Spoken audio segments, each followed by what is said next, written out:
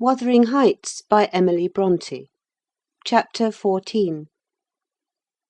As soon as I had perused this epistle, I went to the master, and informed him that his sister had arrived at the Heights, and sent me a letter expressing her sorrow for Mrs. Linton's situation, and her ardent desire to see him, with a wish that he would transmit to her as early as possible some token of forgiveness by me.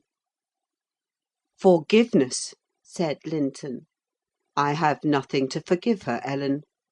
You may call at Wuthering Heights this afternoon, if you like, and say that I am not angry, but I'm sorry to have lost her; especially as I can never think she'll be happy. It is out of the question my going to see her, however. We are eternally divided; and should she really wish to oblige me, let her persuade the villain she has married to leave the country." "And you won't write her a little note, sir?" I asked imploringly. "No," he answered. "it is needless. My communication with Heathcliff's family shall be as sparing as his with mine. It shall not exist." Mr. Edgar's coldness depressed me exceedingly, and all the way from the Grange I puzzled my brains how to put more heart into what he said when I repeated it, and how to soften his refusal of even a few lines to console Isabella. I daresay she'd been on the watch for me since morning. I saw her looking through the lattice as I came up the garden causeway, and I nodded to her, but she drew back as if afraid of being observed. I entered without knocking. There never was such a dreary, dismal scene as the formerly cheerful house presented. I must confess that if I had been in the young lady's place, I would at least have swept the hearth and wiped the tables with a duster. But she already partook of the pervading spirit of neglect which encompassed her. Her pretty face was wan and listless, her hair uncurled, some locks hanging lankly down, and some carelessly twisted round her head. Probably she had not touched her dress since yester evening. Hindley was not there. Mr. Heathcliff sat at a table, turning over some papers in his pocket-book; but he rose when I appeared, asked me how I did, quite friendly, and offered me a chair. He was the only thing there that seemed decent, and I thought he never looked better. So much had circumstances altered their positions, that he would certainly have struck a stranger as a born and bred gentleman, and his wife as a thorough little slattern. She came forward eagerly to greet me, and held out one hand to take the expected letter. I shook my head. She wouldn't understand the hint, but followed me to a sideboard, where I went to lay my bonnet, and importuned me in a whisper to give her directly what I had brought. Heathcliff guessed the meaning of her manoeuvres, and said, "If you have got anything for Isabella, as no doubt you have, Nelly, give it to her. You needn't make a secret of it: we have no secrets between us." "Oh, I have nothing," I replied, thinking it best to speak the truth at once. "My master bid me tell his sister that she must not expect either a letter or a visit from him at present. He sends his love, ma'am, and his wishes for your happiness, and his pardon for the grief you have occasioned; but he thinks that after this time his household and the household here should drop into communication, as nothing could come of keeping it up." Mrs. Heathcliff's lip quivered slightly, and she returned to her seat in the window. Her husband took his stand on the hearthstone near me, and began to put questions concerning Catherine. I told him as much as I thought proper of her illness, and he extorted from me, by cross-examination, most of the facts connected with its origin. I blamed her, as she deserved, for bringing it all on herself, and ended by hoping that he would follow Mr. Linton's example, and avoid future interference with his family for good or evil. "Mrs. Linton is now just recovering," I said. "She'll never be like she was, but her life is spared; and if you really have a regard for her, you'll shun crossing her way again. Nay, you'll move out of this country entirely; and that you may not regret it, I'll inform you Catherine Linton is as different now from your old friend Catherine Earnshaw as that young lady is different from me. Her appearance is changed greatly, her character much more so; and the person who is compelled of necessity to be her companion will only sustain his affection hereafter by the remembrance of what she once was, by common humanity and a sense of duty." That is quite possible, remarked Heathcliff, forcing himself to seem calm. quite possible that your master should have nothing but common humanity and a sense of duty to fall back upon. But do you imagine that I shall leave Catherine to his duty and humanity? And can you compare my feelings respecting Catherine to his? Before you leave this house, I must exact a promise from you that you'll get me an interview with her. Consent or refuse, I will see her. What do you say? "I say, Mr. Heathcliff," I replied, "you must not! You never shall, through my means. Another encounter between you and the master would kill her altogether." With your aid, that may be avoided. He continued. And should there be danger of such an event, should he be the cause of adding a single trouble more to her existence, why, I think I shall be justified in going to extremes. I wish you had sincerity enough to tell me whether Catherine would suffer greatly from his loss. The fear that she would restrains me. And there you see the distinction between our feelings. Had he been in my place and I in his, though I hated him with a hatred that turned my life to gall, I never would have raised a hand against him. You may look incredulous if you please. I never would have banished him from her society as long as she desired his. The moment her regard ceased, I would have torn his heart out and drunk his blood; but till then, if you don't believe me, you don't know me, till then I would have died by inches before I touched a single hair of his head.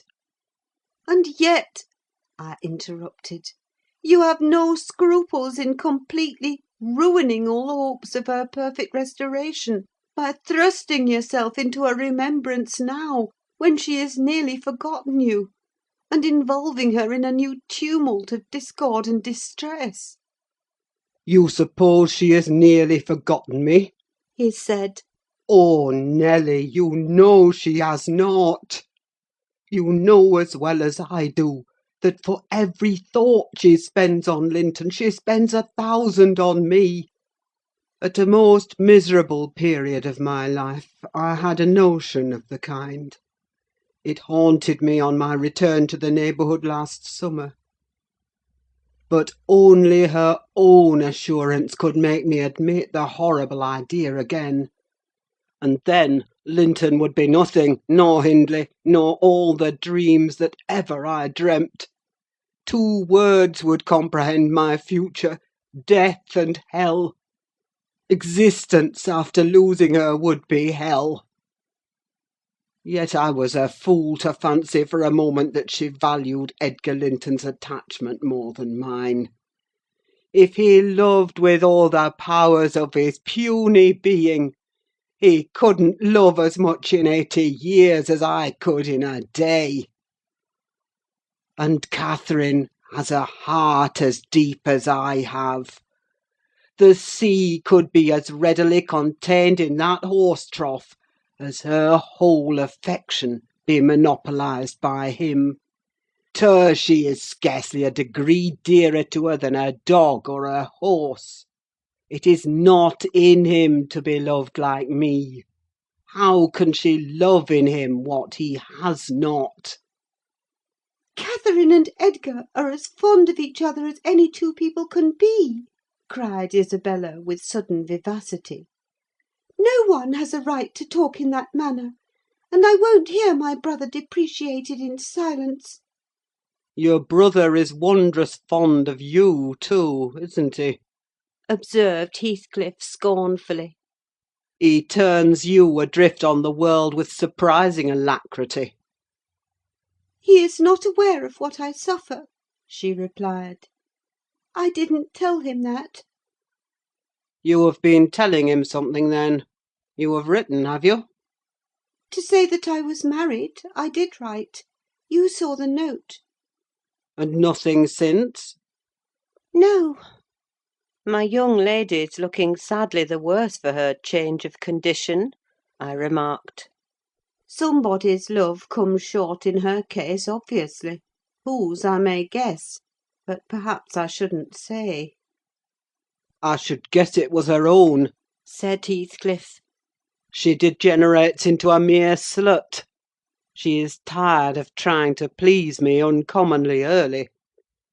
You'd hardly credit it, but the very morrow of our wedding she was weeping to go home.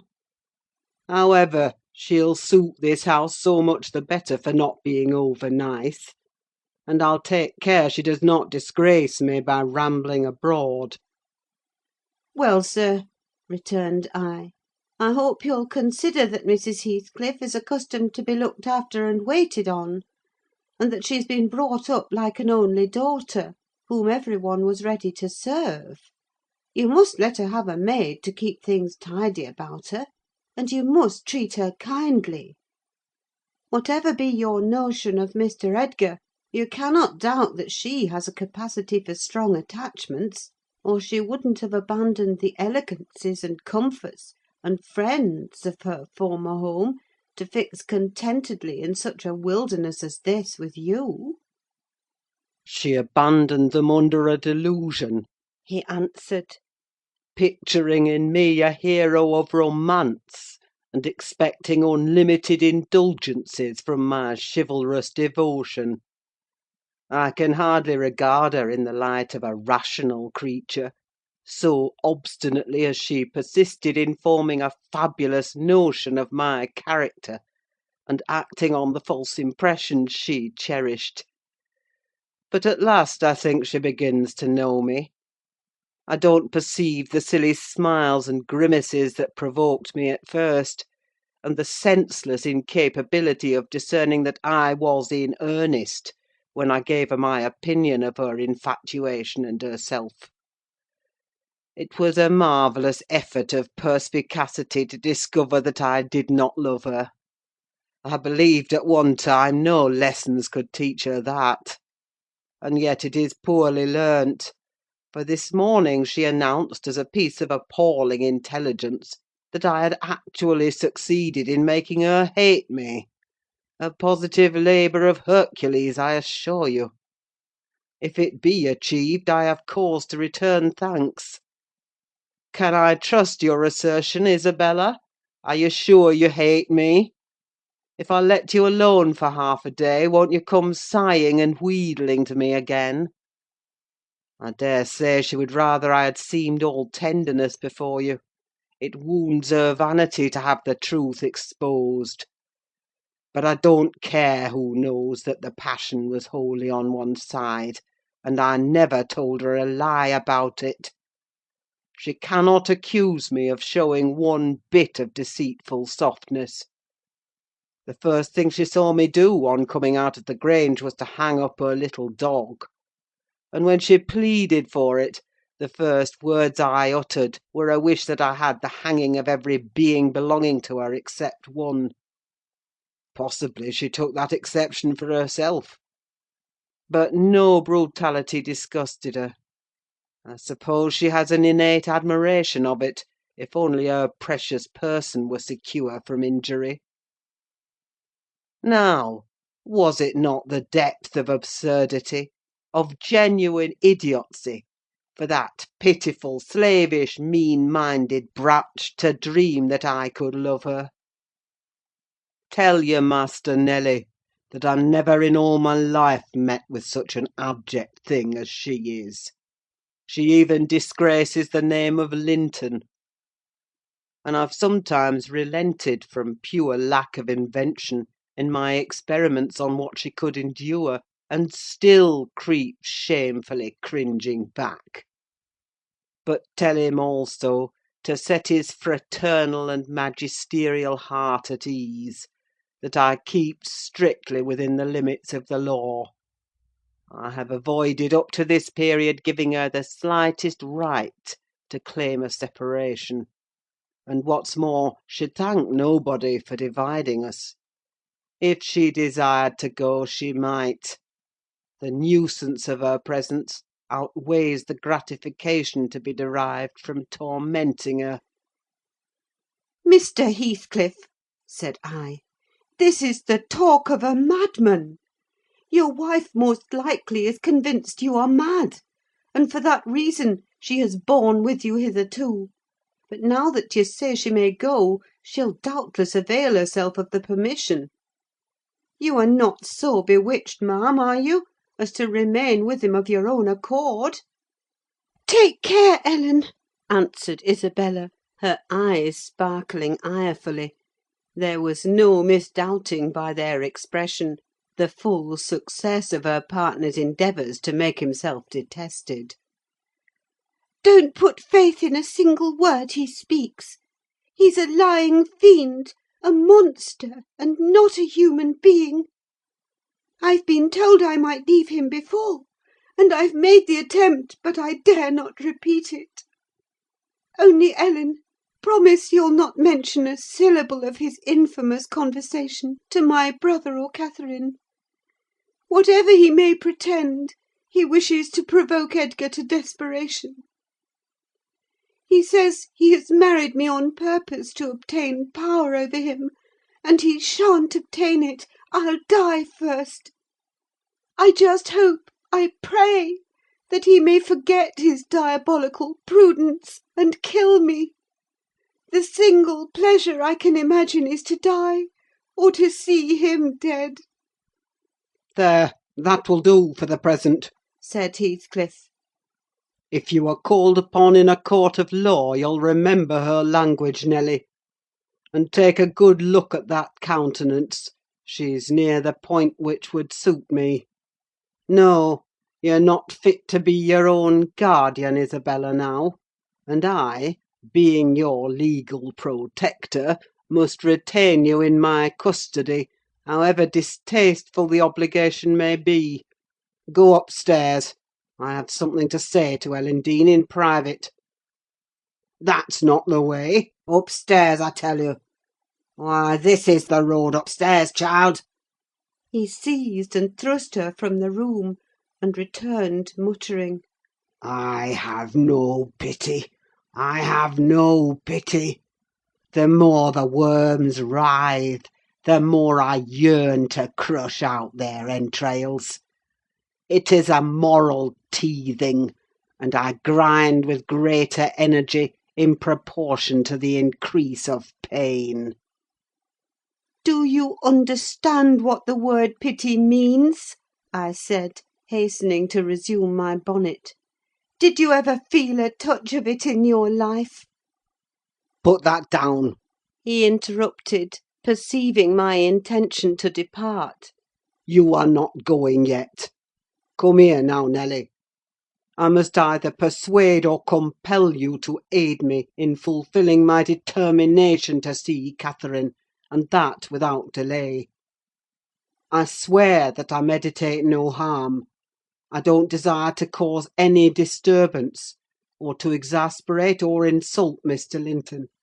I only wish to hear from herself how she is, and why she has been ill, and to ask if anything that I could do would be of use to her.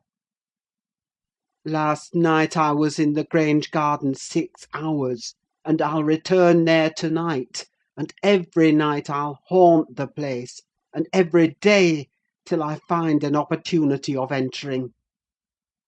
If Edgar Linton meets me, I shall not hesitate to knock him down, and give him enough to ensure his quiescence while I stay. If his servants oppose me, I shall threaten them off with these pistols. But wouldn't it be better to prevent my coming in contact with them or their master? And you could do it so easily. I'd warn you when I came, and then you might let me in unobserved as soon as she was alone, and watch till I departed, your conscience quite calm. You would be hindering mischief.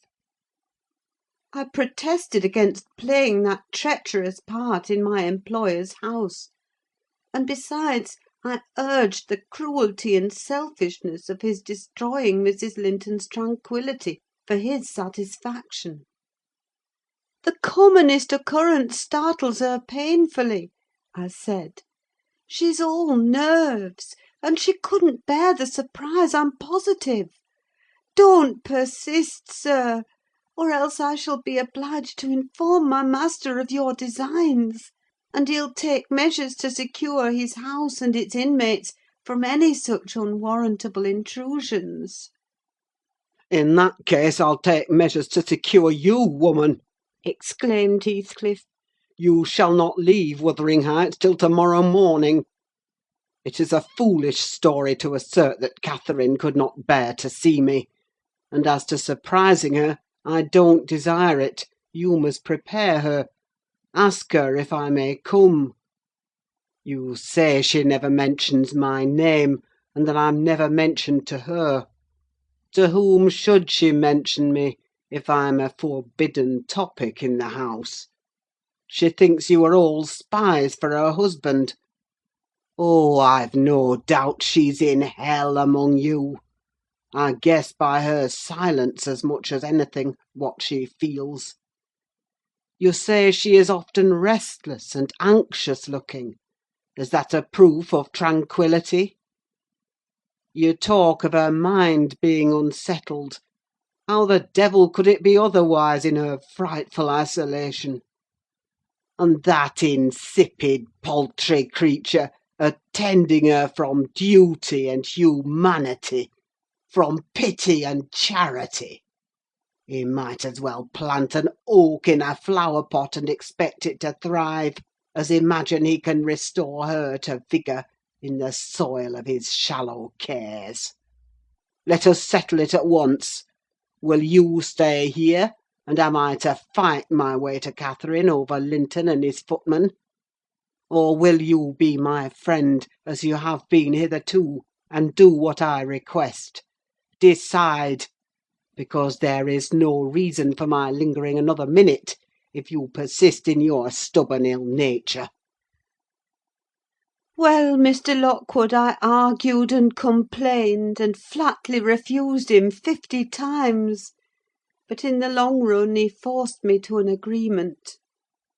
I engaged to carry a letter from him to my mistress, and should she consent, I promised to let him have intelligence of Linton's next absence from home, when he might come and get in as he was able. I wouldn't be there, and my fellow servants should be equally out of the way. Was it right or wrong? I fear it was wrong, though expedient. I thought I prevented another explosion by my compliance; and I thought, too, it might create a favourable crisis in Catherine's mental illness. And then I remembered Mr. Edgar's stern rebuke of my carrying tales, and I tried to smooth away all disquietude on the subject by affirming with frequent iteration that betrayal of trust, if it merited so harsh an appellation, should be the last. Notwithstanding, my journey homeward was sadder than my journey thither; and many misgivings I had, ere I could prevail on myself to put the missive into Mrs. Linton's hand. But here is Kenneth. I'll go down and tell him how much better you are. My history is dree, as we say, and will serve to while away another morning. dree and dreary," I reflected, as the good woman descended to receive the doctor, and not exactly of the kind which I should have chosen to amuse me. But never mind, I'll extract wholesome medicines from Mrs. Dean's bitter herbs. And firstly, let me beware of the fascination that lurks in Catherine Heathcliff's brilliant eyes. I should be in a curious taking if I surrendered my heart to that young person, and the daughter turned out a second edition of the mother. End of chapter 14. Chapter 15. Another week over, and I am so many days nearer health and spring. I have now heard all my neighbours' history at different sittings, as the housekeeper could spare time from more important occupations. I'll continue it in her own words, only a little condensed. She is, on the whole, a very fair narrator, and I don't think I could improve her style. "In the evening," she said, "the evening of my visit to the Heights, I knew, as well as if I saw him, that Mr. Heathcliff was about the place, and I shunned going out, because I still carried his letter in my pocket, and didn't want to be threatened or teased any more. I had made up my mind not to give it till my master went out somewhere, as I could not guess how its receipt would affect Catherine. The consequence was that it did not reach her before the lapse of 3 days. The 4th was Sunday, and I brought it into her room after the family were gone to church. There was a manservant left to keep the house with me, and we generally made a practice of locking the doors during the hours of service; but on that occasion the weather was so warm and pleasant that I set them wide open, and to fulfil my engagement, as I knew who would be coming, I told my companion that the mistress wished very much for some oranges, and he must run over to the village and get a few, to be paid for on the morrow. He departed, and I went upstairs. Mrs. Linton sat in a loose white dress, with a light shawl over her shoulders, in the recess of the open window, as usual. Her thick, long hair had been partly removed at the beginning of her illness, and now she wore it simply combed in its natural tresses over her temples and neck. Her appearance was altered, as I had told Heathcliff; but when she was calm, there seemed unearthly beauty in the change. The flash of her eyes had been succeeded by a dreamy and melancholy softness. They no longer gave the impression of looking at the objects around her: they appeared always to gaze beyond, and far beyond; you would have said, out of this world. Then the paleness of her face, its haggard aspect having vanished as she recovered flesh, and the peculiar expression arising from her mental state, though painfully suggestive of their causes, added to the touching interest which she awakened, and, invariably to me, I know, and to any person who saw her, I should think, refuted more tangible proofs of convalescence, and stamped her as one doomed to decay. A book lay spread on the sill before her, and the scarcely perceptible wind fluttered its leaves at intervals. I believe Linton had laid it there, for she never endeavoured to divert herself with reading, or occupation of any kind, and he would spend many an hour in trying to entice her attention to some subject which had formerly been her amusement. She was conscious of his aim, and in her better moods endured his efforts placidly, only showing their uselessness by now and then suppressing a wearied sigh, and checking him at last with the saddest of smiles and kisses.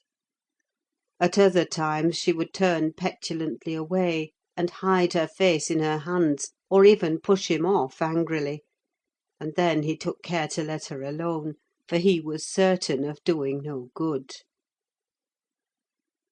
Gimmerton chapel bells were still ringing, and the full, mellow flow of the beck in the valley came soothingly on the ear. It was a sweet substitute for the yet absent murmur of the summer foliage, which drowned that music about the Grange when the trees were in leaf. At Wuthering Heights it always sounded on quiet days following a great thaw, or a season of steady rain; and of Wuthering Heights Catherine was thinking as she listened. That is, if she thought or listened at all. But she had the vague, distant look I mentioned before, which expressed no recognition of material things, either by ear or eye. "There's a letter for you, Mrs. Linton," I said, gently inserting it in one hand that rested on her knee. "You must read it immediately, because it wants an answer. Shall I break the seal?" "Yes," she answered, without altering the direction of her eyes. I opened it. It was very short. "Now," I continued, "read it." She drew away her hand, and let it fall. I replaced it in her lap, and stood waiting till it should please her to glance down. But that movement was so long delayed that at last I resumed, "Must I read it, ma'am? It is from Mr. Heathcliff." There was a start, and a troubled gleam of recollection, and a struggle to arrange her ideas. She lifted the letter, and seemed to peruse it, and when she came to the signature, she sighed. Yet still I found she had not gathered its import, for, upon my desiring to hear her reply, she merely pointed to the name, and gazed at me with mournful and questioning eagerness. "Well, he wishes to see you," said I, guessing her need of an interpreter. "He's in the garden by this time, and impatient to know what answer I shall bring." As I spoke, I observed a large dog lying on the sunny grass beneath raise its ears as if about to bark, and then, smoothing them back, announce, by a wag of the tail, that some one approached whom it did not consider a stranger. Mrs. Linton bent forward, and listened breathlessly. The minute after, a step traversed the hall. The open house was too tempting for Heathcliff to resist walking in: most likely he supposed that I was inclined to shirk my promise, and so resolved to trust to his own audacity. With straining eagerness, Catherine gazed towards the entrance of her chamber. He did not hit the right room directly. She motioned me to admit him, but he found it out ere I could reach the door, and in a stride or two was at her side, and had her grasped in his arms. He neither spoke nor loosed his hold for some 5 minutes, during which period he bestowed more kisses than ever he gave in his life before, I daresay.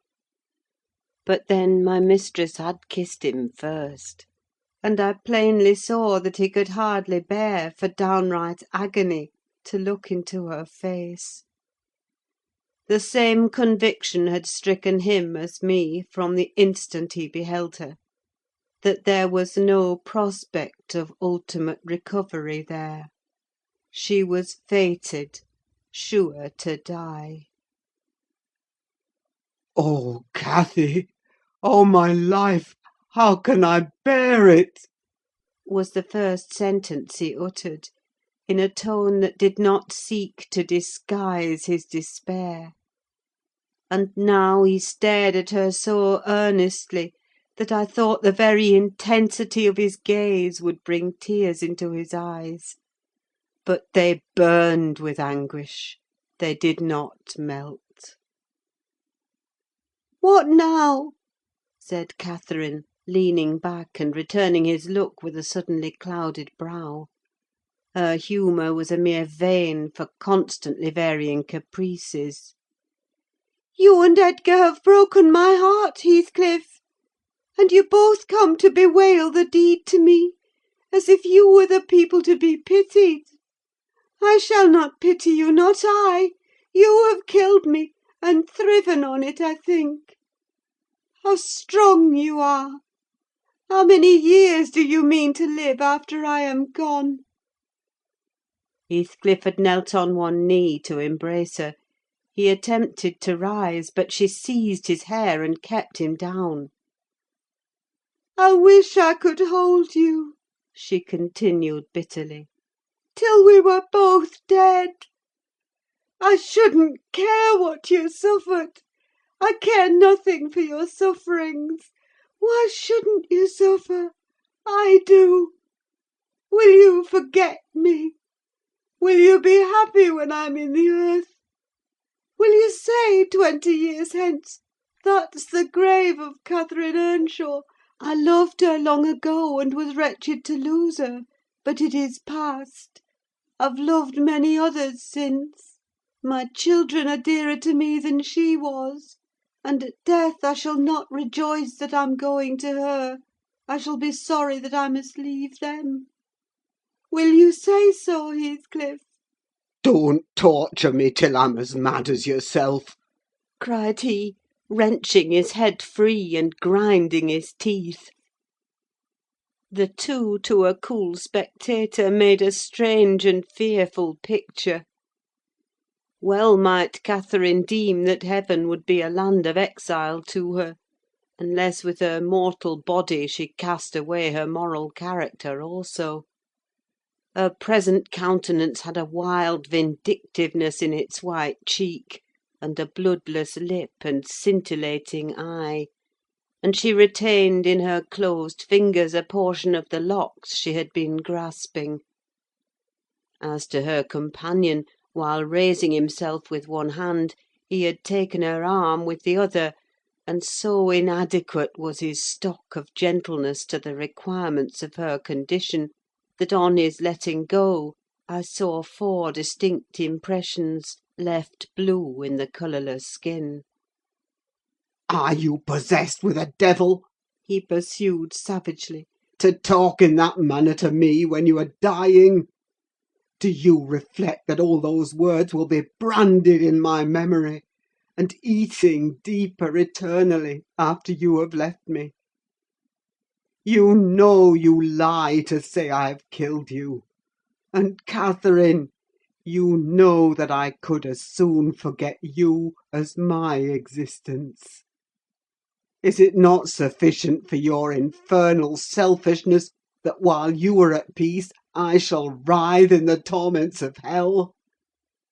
"I shall not be at peace," moaned Catherine, recalled to a sense of physical weakness by the violent, unequal throbbing of her heart, which beat visibly and audibly under this excess of agitation.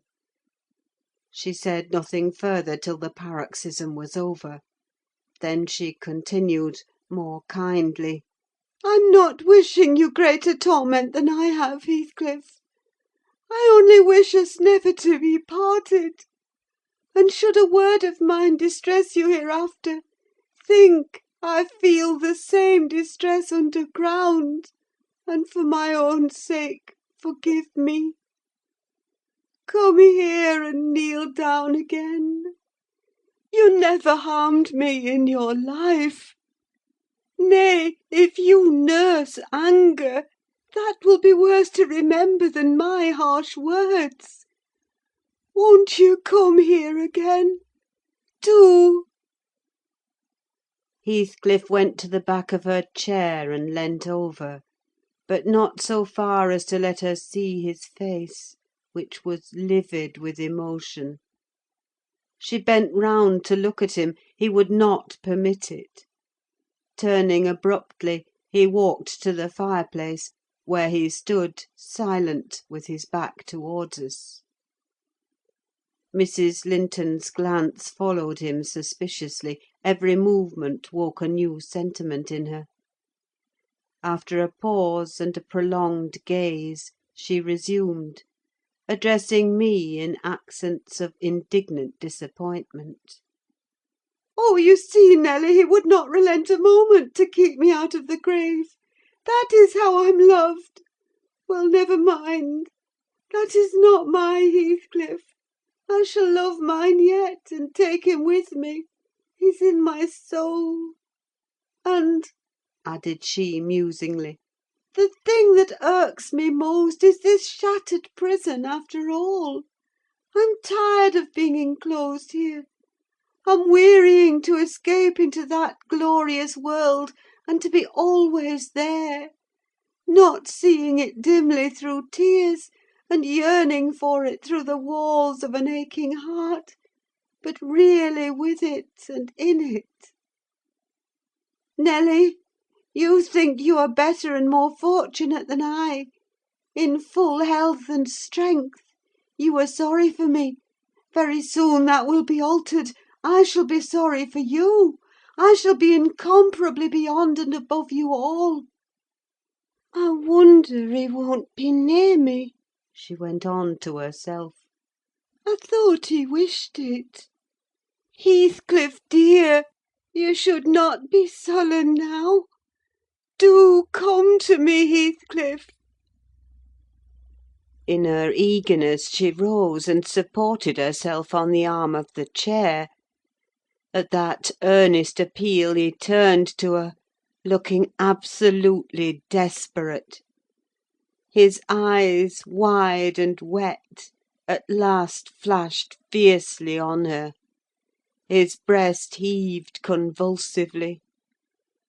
An instant they held asunder, and then, how they met I hardly saw; but Catherine made a spring, and he caught her, and they were locked in an embrace from which I thought my mistress would never be released alive. In fact, to my eyes, she seemed directly insensible. He flung himself into the nearest seat, and on my approaching hurriedly to ascertain if she had fainted, he gnashed at me and foamed like a mad dog, and gathered her to him with greedy jealousy. I did not feel as if I were in the company of a creature of my own species. It appeared that he would not understand though I spoke to him, so I stood off and held my tongue in great perplexity. A movement of Catherine's relieved me a little presently. She put up her hand to clasp his neck, and bring her cheek to his as he held her; while he, in return, covering her with frantic caresses, said wildly— You teach me now how cruel you've been, cruel and false. Why did you despise me? Why did you betray your own heart, Cathy? I have not one word of comfort. You deserve this. You have killed yourself. Yes, you may kiss me and cry, and wring out my kisses and tears. They'll blight you. They'll damn you. You loved me. Then what right had you to leave me? What right? Answer me, for the poor fancy you felt for Linton. Because misery and degradation and death and nothing that God or Satan could inflict would have parted us, you, of your own will, did it. I have not broken your heart. You have broken it, and in breaking it you have broken mine. So much the worse for me that I am strong. Do I want to live? What kind of living will it be when you... Oh, God! Would you like to live with your soul in the grave? "Let me alone! Let me alone!" sobbed Catherine. "If I've done wrong, I'm dying for it. It is enough. You left me too, but I won't upbraid you. I forgive you. Forgive me." It is hard to forgive, and to look at those eyes and feel those wasted hands. he answered. Kiss me again, and don't let me see your eyes. I forgive what you have done to me. I love my murderer, but yours, how can I? They were silent, their faces hid against each other, and washed by each other's tears. At least, I suppose the weeping was on both sides, as it seemed Heathcliff could weep on a great occasion like this. I grew very uncomfortable meanwhile, for the afternoon wore fast away. The man whom I had sent off returned from his errand, and I could distinguish, by the shine of the western sun up the valley, a concourse thickening outside Gimmerton Chapel porch. "Service is over," I announced. "My master will be here in half an hour." Heathcliff groaned a curse, and strained Catherine closer. She never moved. Ere long I perceived a group of the servants passing up the road towards the kitchen wing. Mr. Linton was not far behind. He opened the gate himself and sauntered slowly up, probably enjoying the lovely afternoon that breathed as soft as summer. "Now he is here!" I exclaimed. "For heaven's sake, hurry down! You'll not meet any one on the front stairs. Do be quick, and stay among the trees till he is fairly in." I must go, Cathy. said Heathcliff, seeking to extricate himself from his companion's arms. But if I live, I'll see you again before you are asleep. I won't stray 5 yards from your window. "You must not go," she answered, holding him as firmly as her strength allowed. "You shall not, I tell you!" For 1 hour. he pleaded earnestly. "Not for 1 minute," she replied. I must. Linton will be up immediately. Persisted the alarmed intruder. He would have risen and unfixed her fingers by the act. She clung fast, gasping. There was mad resolution in her face. "No!" she shrieked. "Oh, don't go! It is the last time. Edgar will not hurt us. Heathcliff, I shall die! I shall die!" Damn the fool! There he is! cried Heathcliff, sinking back into his seat. Hush, my darling! Hush, hush, Catherine! I'll stay. If he shot me so, I'd expire with a blessing on my lips. And there they were, fast again. I heard my master mounting the stairs. The cold sweat ran from my forehead. I was horrified. "Are you going to listen to her ravings?" I said passionately. "She does not know what she says. Will you ruin her because she has not wit to help herself? Get up! You could be free instantly. That is the most diabolical deed that ever you did. We are all done for, master, mistress, and servant." I wrung my hands and cried out, and Mr. Linton hastened his step at the noise. In the midst of my agitation, I was sincerely glad to observe that Catherine's arms had fallen relaxed, and her head hung down. "She's fainted or dead," I thought. "So much the better. Far better that she should be dead than lingering a burden and a misery maker to all about her." Edgar sprang to his unbidden guest, blanched with astonishment and rage.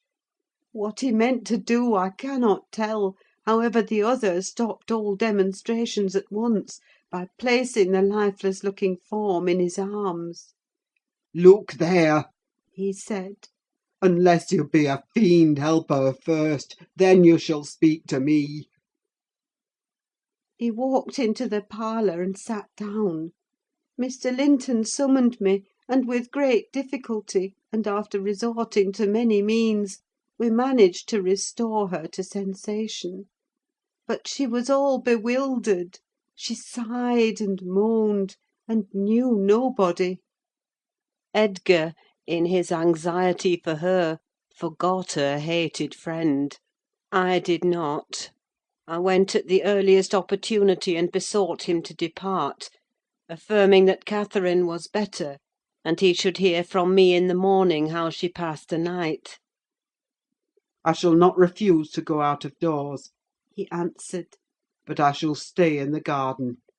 And, Nelly, mind you keep your word to-morrow. I shall be under those larch trees.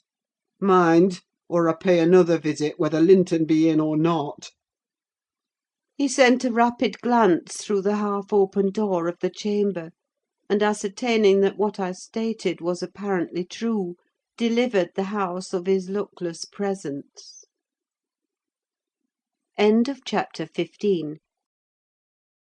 Chapter 16. About 12 o'clock that night was born the Catherine you saw at Wuthering Heights.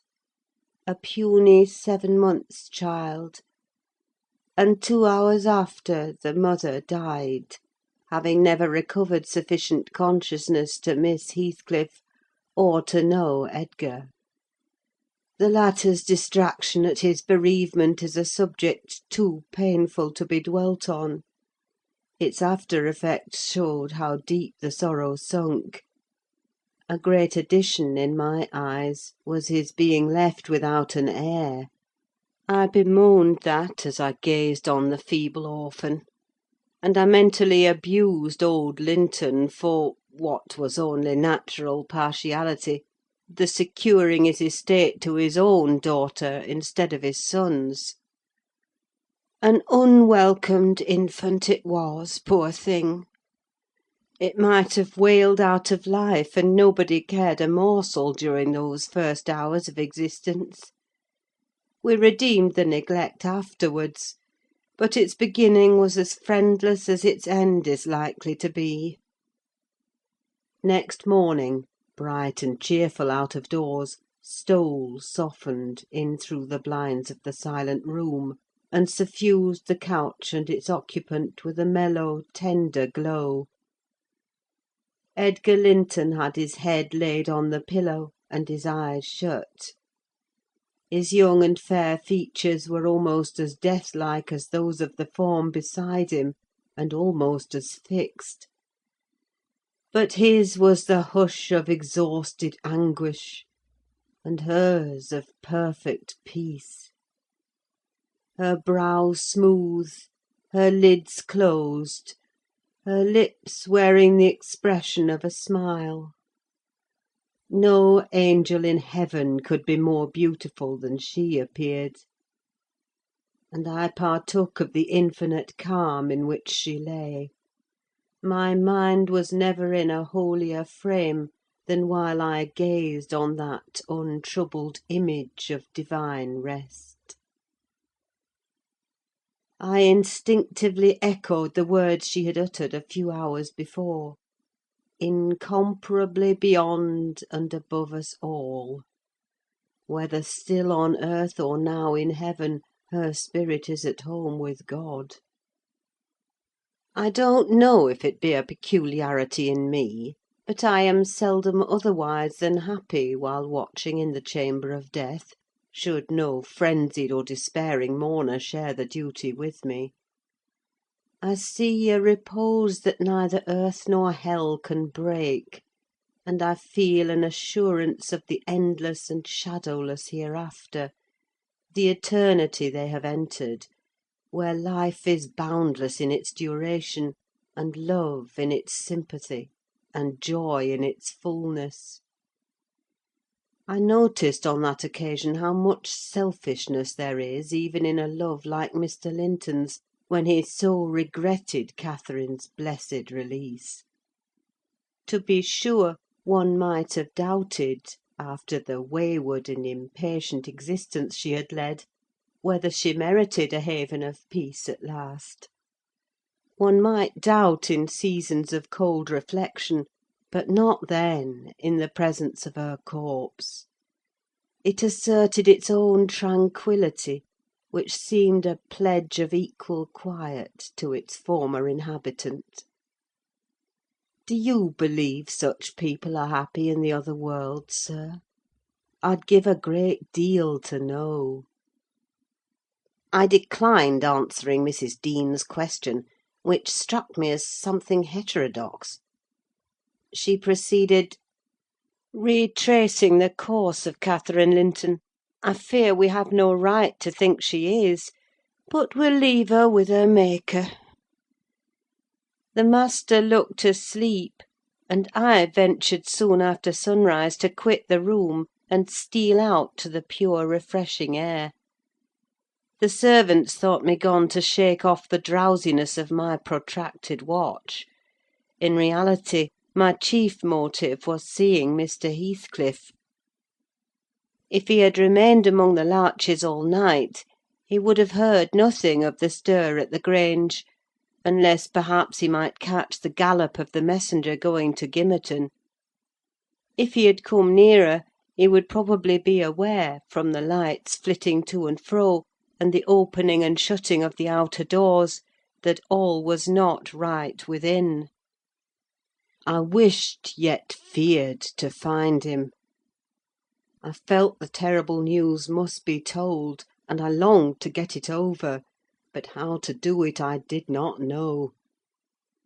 He was there, at least a few yards further in the park, leant against an old ash tree, his hat off, and his hair soaked with the dew that had gathered on the budded branches, and fell pattering round him.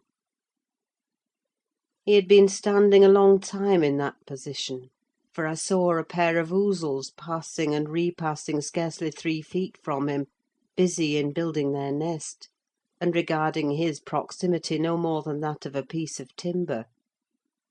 They flew off at my approach, and he raised his eyes and spoke. "She's dead," He said. "I've not waited for you to learn that. Put your handkerchief away, don't snivel before me. Damn you all, she wants none of your tears." I was weeping as much for him as her. We do sometimes pity creatures that have none of the feeling either for themselves or others. When I first looked into his face, I perceived that he had got intelligence of the catastrophe, and a foolish notion struck me that his heart was quelled, and he prayed, because his lips moved and his gaze was bent on the ground. "Yes, she's dead," I answered, checking my sobs and drying my cheeks. "Gone to heaven, I hope, where we may every one join her, if we take due warning, and leave our evil ways to follow good." "Did she take due warning, then?" asked Heathcliff, attempting a sneer. "Did she die like a saint? Come, give me a true history of the event.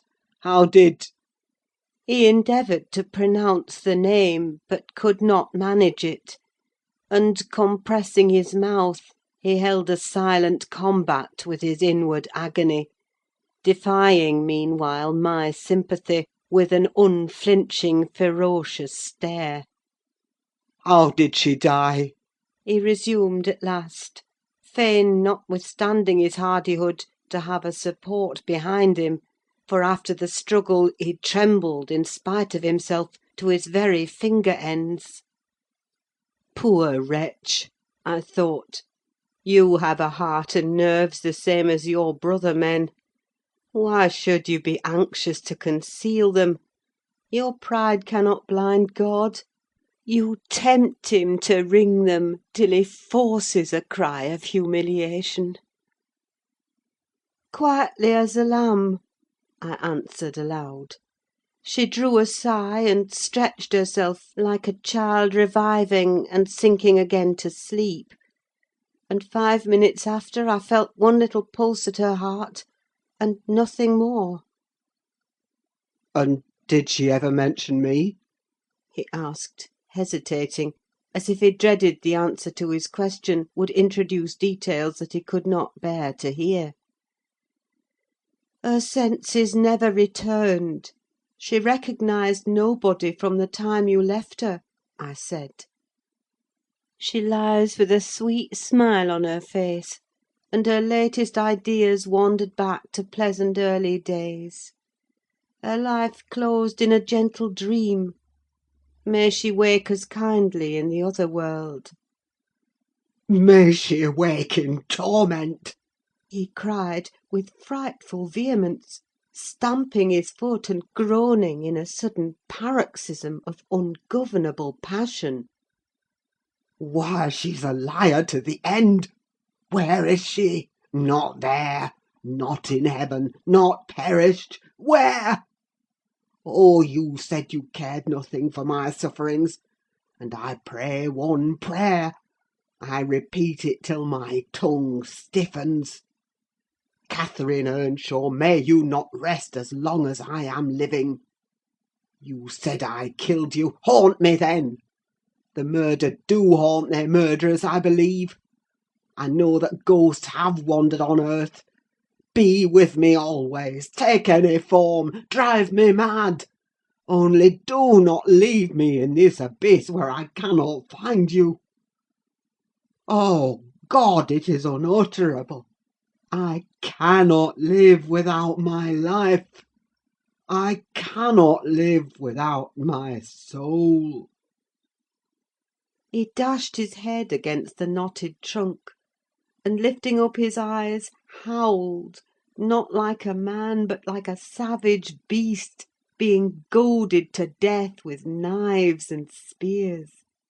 I observed several splashes of blood about the bark of the tree, and his hand and forehead were both stained. Probably the scene I witnessed was a repetition of others acted during the night. It hardly moved my compassion: it appalled me. Still, I felt reluctant to quit him so. But the moment he recollected himself enough to notice me watching, he thundered a command for me to go, and I obeyed. He was beyond my skill to quiet or console. Mrs. Linton's funeral was appointed to take place on the Friday following her decease. Until then her coffin remained uncovered, and strewn with flowers and scented leaves, in the great drawing-room. Linton spent his days and nights there, a sleepless guardian; and, a circumstance concealed from all but me, Heathcliff spent his nights, at least, outside, equally a stranger to repose. I held no communication with him. Still, I was conscious of his design to enter if he could; and on the Tuesday, a little after dark, when my master, from sheer fatigue, had been compelled to retire a couple of hours, I went and opened one of the windows, moved by his perseverance to give him a chance of bestowing on the faded image of his idol one final adieu. He did not omit to avail himself of the opportunity, cautiously and briefly; too cautiously to betray his presence by the slightest noise. Indeed, I shouldn't have discovered that he had been there, except for the disarrangement of the drapery about the corpse's face, and for observing on the floor a curl of light hair, fastened with a silver thread, which, on examination, I ascertained to have been taken from a locket hung round Catherine's neck. Heathcliff had opened the trinket and cast out its contents, replacing them by a black lock of his own. I twisted the two, and enclosed them together. Mr. Earnshaw was, of course, invited to attend the remains of his sister to the grave. He sent no excuse, but he never came; so that, besides her husband, the mourners were wholly composed of tenants and servants. Isabella was not asked. The place of Catherine's interment, to the surprise of the villagers, was neither in the chapel under the carved monument of the Lintons, nor yet by the tombs of her own relations outside. It was dug on a green slope in a corner of the kirkyard, where the wall is so low that heath and bilberry plants have climbed over it from the moor, and peat mould almost buries it. Her husband lies in the same spot now, and they have each a simple headstone above, and a plain grey block at their feet, to mark the graves. End of chapter 16. Chapter 17. That Friday made the last of our fine days for a month.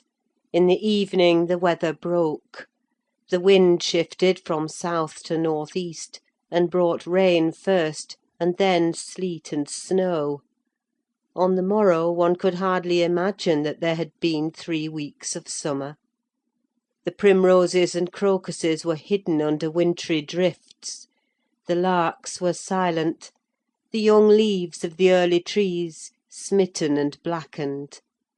And dreary and chill and dismal that morrow did creep over. My master kept his room. I took possession of the lonely parlour, converting it into a nursery; and there I was, sitting with the moaning doll of a child laid on my knee, rocking it to and fro, and watching meanwhile the still driving flakes build up the uncurtained window, when the door opened, and some person entered out of breath and laughing. My anger was greater than my astonishment for a minute. I supposed it one of the maids, and I cried, "Have done! How dare you show your giddiness here? What would Mr. Linton say if he heard you?" "Excuse me," answered a familiar voice. "but I know Edgar is in bed, and I cannot stop myself." With that the speaker came forward to the fire, panting and holding her hand to her side. "I have run the whole way from Wuthering Heights," she continued, after a pause. "Except where I've flown. I couldn't count the number of falls I've had. Oh, I'm aching all over! Don't be alarmed. There shall be an explanation as soon as I can give it. Only just have the goodness to step out and order the carriage to take me on to Gimmerton, and tell a servant to seek up a few clothes in my wardrobe." The intruder was Mrs. Heathcliff. She certainly seemed in no laughing predicament. Her hair streamed on her shoulders, dripping with snow and water. She was dressed in the girlish dress she commonly wore, befitting her age more than her position: a low frock with short sleeves, and nothing on either head or neck. The frock was of light silk, and clung to her with wet, and her feet were protected merely by thin slippers. Add to this a deep cut under one ear, which only the cold prevented from bleeding profusely; a white face scratched and bruised, and a frame hardly able to support itself through fatigue; and you may fancy my first fright was not much allayed when I had had leisure to examine her. "My dear young lady," I exclaimed, "I'll stir nowhere and hear nothing till you have removed every article of your clothes and put on dry things. And certainly you shall not go to Gimmerton to-night, so it is needless to order the carriage." "Certainly I shall," she said, "walking or riding.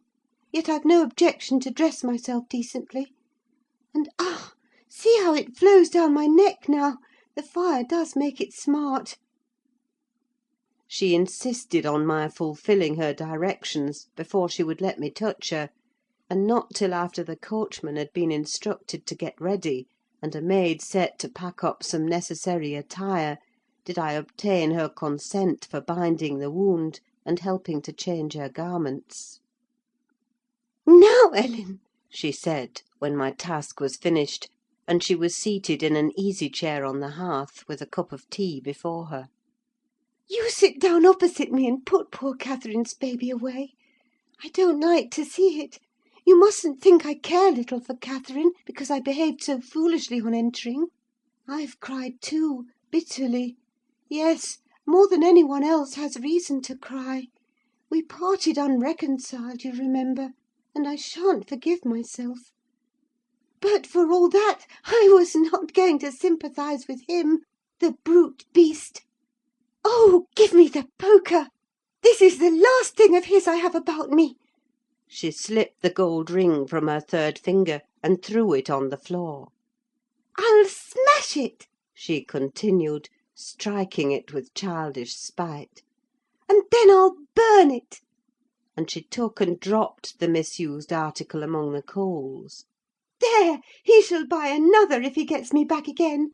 He'd be capable of coming to seek me, to tease Edgar. I dare not stay, lest that notion should possess his wicked head. And besides, Edgar has not been kind, has he? And I won't come suing for his assistance, nor will I bring him into more trouble. Necessity compelled me to seek shelter here; though, if I had not learned he was out of the way, I'd have halted at the kitchen, washed my face, warmed myself, got you to bring what I wanted, and departed again to anywhere out of the reach of my of that incarnate goblin. Ah! He was in such a fury! If he had caught me, it's a pity Earnshaw is not his match in strength. I wouldn't have run till I'd seen him all but demolished, had Hindley been able to do it. "Well, don't talk so fast, miss," I interrupted. "You'll disorder the handkerchief I've tied round your face, and make the cut bleed again. Drink your tea, and take breath, and give over laughing. Laughter is sadly out of place under this roof, and in your condition." An undeniable truth, she replied. Listen to that child! It maintains a constant wail. Send it out of my hearing for an hour. I shan't stay any longer. I rang the bell, and committed it to a servant's care; and then I inquired what had urged her to escape from Wuthering Heights in such an unlikely plight, and where she meant to go, as she refused remaining with us. I ought, and I wished to remain, Answered she. to cheer Edgar and take care of the baby, for two things, and because the Grange is my right home. But I tell you he wouldn't let me. Do you think he could bear to see me grow fat and merry? Could bear to think that we were tranquil, and not resolve on poisoning our comfort? Now I have the satisfaction of being sure that he detests me, to the point of its annoying him seriously to have me within earshot or eyesight. I notice, when I enter his presence, the muscles of his countenance are involuntarily distorted into an expression of hatred, partly arising from his knowledge of the good causes I have to feel that sentiment for him, and partly from original aversion. It is strong enough to make me feel pretty certain that he would not chase me over England, supposing I contrived a clear escape, and therefore I must get quite away. I've recovered from my first desire to be killed by him. I'd rather he killed himself. He has extinguished my love effectually, and so I'm at my ease. I can recollect yet how I loved him, and can dimly imagine that I could still be loving him if... No, no! Even if he had doted on me, the devilish nature would have revealed its existence somehow. Catherine had an awfully perverted taste to esteem him so dearly, knowing him so well. Monster! Would that he could be blotted out of creation and out of my memory! "Hush, hush! He's a human being," I said. "Be more charitable. There are worse men than he is yet." He's not a human being, she retorted, and he has no claim on my charity. I gave him my heart, and he took and pinched it to death, and flung it back to me. People feel with their hearts, Ellen, and since he has destroyed mine, I have not power to feel for him, and I would not, though he groaned from this to his dying day, and wept tears of blood for Catherine. No, indeed, indeed, I wouldn't. And here Isabella began to cry, But immediately dashing the water from her lashes, she recommenced. "You asked what has driven me to flight at last. I was compelled to attempt it, because I had succeeded in rousing his rage a pitch above his malignity. Pulling out the nerves with red-hot pincers requires more coolness than knocking on the head. He was worked up to forget the fiendish prudence he boasted of, and proceeded to murderous violence. I experienced pleasure in being able to exasperate him. The sense of pleasure woke my instinct of self-preservation, so I fairly broke free. And if ever I come into his hands again, he is welcome to a signal revenge. Yesterday, you know, Mr. Earnshaw should have been at the funeral. He kept himself sober for the purpose, tolerably sober, not going to bed mad at 6 o'clock, and getting up drunk at 12. Consequently, he rose in suicidal low spirits, as fit for the church as for a dance; and instead he sat down by the fire and swallowed gin or brandy by tumblerfuls. Heathcliff, I shudder to name him, has been a stranger in the house from last Sunday till to-day. Whether the angels have fed him, or his kin beneath, I cannot tell, but he has not eaten a meal with us for nearly a week. He has just come home at dawn, and gone upstairs to his chamber, locking himself in, as if anybody dreamt of coveting his company. There he has continued, praying like a Methodist, only the deity he implored is senseless dust and ashes, and God, when addressed, was curiously confounded with his own black father. After concluding these precious orisons, and they lasted generally till he grew hoarse, and his voice was strangled in his throat, he would be off again, always straight down to the Grange. I wonder Edgar did not send for a constable and give him into custody. For me, grieved as I was about Catherine, it was impossible to avoid regarding this season of deliverance from degrading oppression as a holiday. I recovered spirits sufficient to bear Joseph's eternal lectures without weeping, and to move up and down the house less with the foot of a frightened thief than formerly. You wouldn't think that I should cry at anything Joseph could say, but he and Hareton are detestable companions. I'd rather sit with Hindley and hear his awful talk than with t' little Maister and his staunch supporter, that odious old man.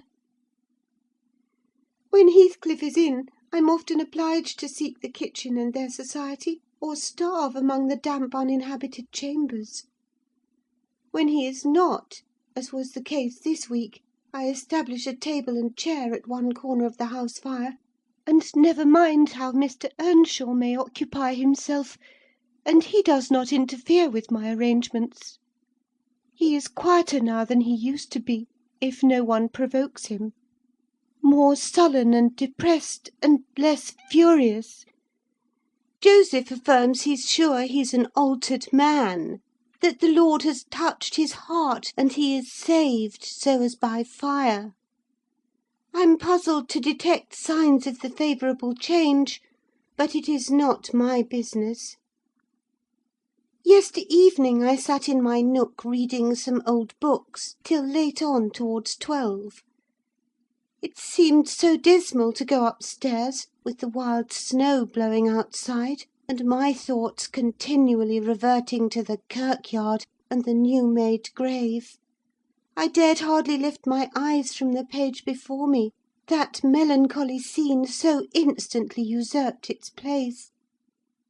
Hindley sat opposite, his head leant on his hand, perhaps meditating on the same subject. He had ceased drinking at a point below irrationality, and had neither stirred nor spoken during 2 or 3 hours.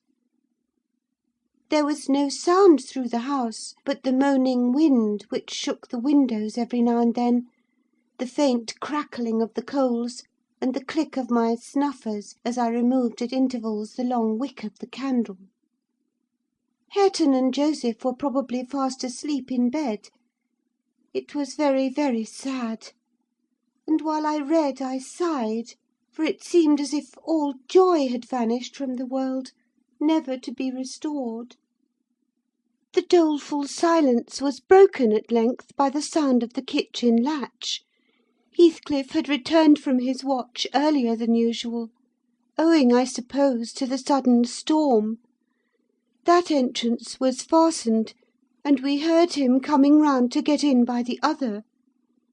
I rose with an irrepressible expression of what I felt on my lips, which induced my companion, who had been staring towards the door, to turn and look at me. "I'll keep him out 5 minutes," He exclaimed. "You won't object?" "No, you may keep him out the whole night for me," I answered. "Do put the key in the lock, and draw the bolts." Earnshaw accomplished this ere his guest reached the front. He then came and brought his chair to the other side of my table, leaning over it, and searching in my eyes for a sympathy with the burning hate that gleamed from his. As he both looked and felt like an assassin, he couldn't exactly find that; but he discovered enough to encourage him to speak. "You and I," He said, "have each a great debt to settle with the man out yonder. If we were neither of us cowards, we might combine to discharge it. Are you as soft as your brother? Are you willing to endure to the last, and not once attempt a repayment?" "I'm weary of enduring now," I replied, "and I'd be glad of a retaliation that wouldn't recoil on myself. But treachery and violence are spears pointed at both ends. They wound those who resort to them worse than their enemies." "Treachery and violence are a just return for treachery and violence," cried Hindley. "Mrs. Heathcliff, I'll ask you to do nothing, but sit still and be dumb. Tell me now, can you? I'm sure you would have as much pleasure as I in witnessing the conclusion of the fiend's existence. He'll be your death unless you overreach him, and he'll be my ruin. Damn the hellish villain! He knocks at the door as if he were master here already. Promise to hold your tongue, and before that clock strikes (it wants 3 minutes of 1), you're a free woman." He took the implements which I described to you in my letter from his breast, and would have turned down the candle. I snatched it away, however, and seized his arm. "I'll not hold my tongue," I said. "You mustn't touch him. Let the door remain shut, and be quiet." "No, I've formed my resolution, and by God I'll execute it!" cried the desperate being. "I'll do you a kindness in spite of yourself, and Hareton justice; and you needn't trouble your head to screen me. Catherine is gone. Nobody alive would regret me, or be ashamed, though I cut my throat this minute; and it's time to make an end." I might as well have struggled with a bear, or reasoned with a lunatic.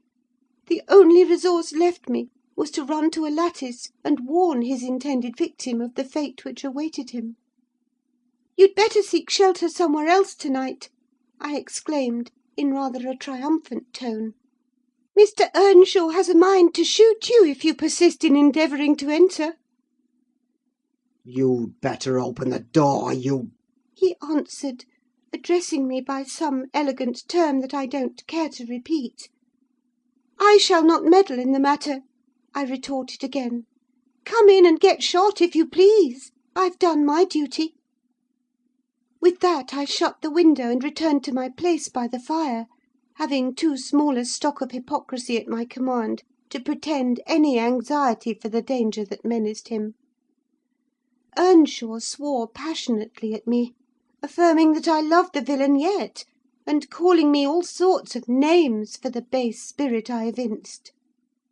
And I, in my secret heart, and conscience never reproached me, thought what a blessing it would be for him should Heathcliff put him out of misery? And what a blessing for me should he send Heathcliff to his right abode! As I sat nursing these reflections, the casement behind me was banged on to the floor by a blow from the latter individual, and his black countenance looked blightingly through. The stanchion stood too close to suffer his shoulders to follow, and I smiled, exulting in my fancied security. His hair and clothes were whitened with snow, and his sharp, cannibal teeth, revealed by cold and wrath, gleamed through the dark. Isabella, let me in, or I'll make you repent. He gurned, as Joseph calls it. "I cannot commit murder," I replied. "Mr. Hindley stands sentinel with a knife and loaded pistol," Let me in by the kitchen door. he said. "Hindley will be there before me," I answered; "and that's a poor love of yours that cannot bear a shower of snow. We were left at peace in our beds as long as the summer moon shone; but the moment a blast of winter returns, you must run for shelter. Heathcliff, if I were you, I'd go stretch myself over her grave, and die like a faithful dog. The world is surely not worth living in now, is it? You had distinctly impressed on me the idea that Catherine was the whole joy of your life. I can't imagine how you think of surviving her loss." He's there, is he? exclaimed my companion, rushing to the gap. If I can get my arm out, I can hit him. "I'm afraid, Ellen, you'll set me down as really wicked; but you don't know all, so don't judge. I wouldn't have aided or abetted an attempt on even his life for anything.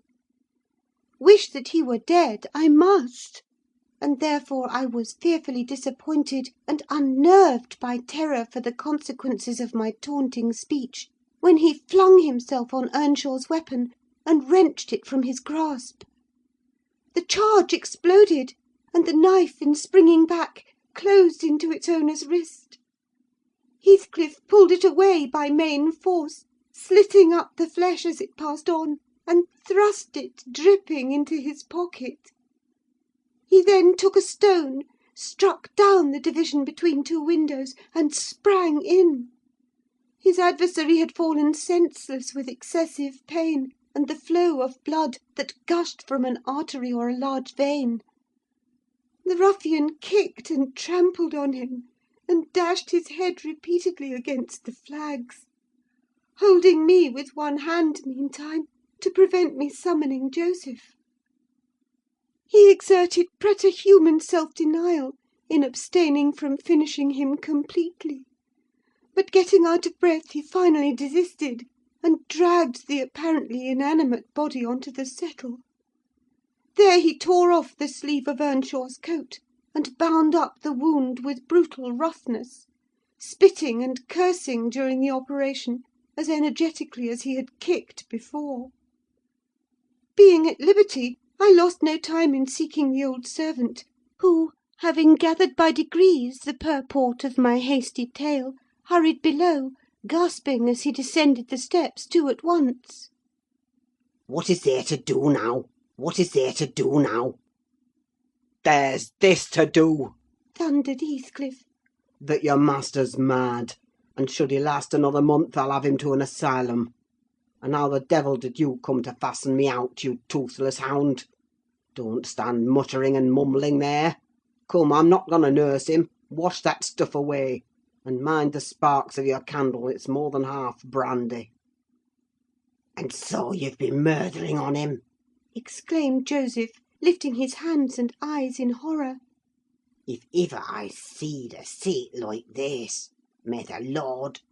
Heathcliff gave him a push on to his knees in the middle of the blood, and flung a towel to him; but instead of proceeding to dry it up, he joined his hands and began a prayer, which excited my laughter from its odd phraseology. I was in the condition of mind to be shocked at nothing. In fact, I was as reckless as some malefactors show themselves at the foot of the gallows. Oh, I forgot you, said the tyrant. You shall do that. Down with you!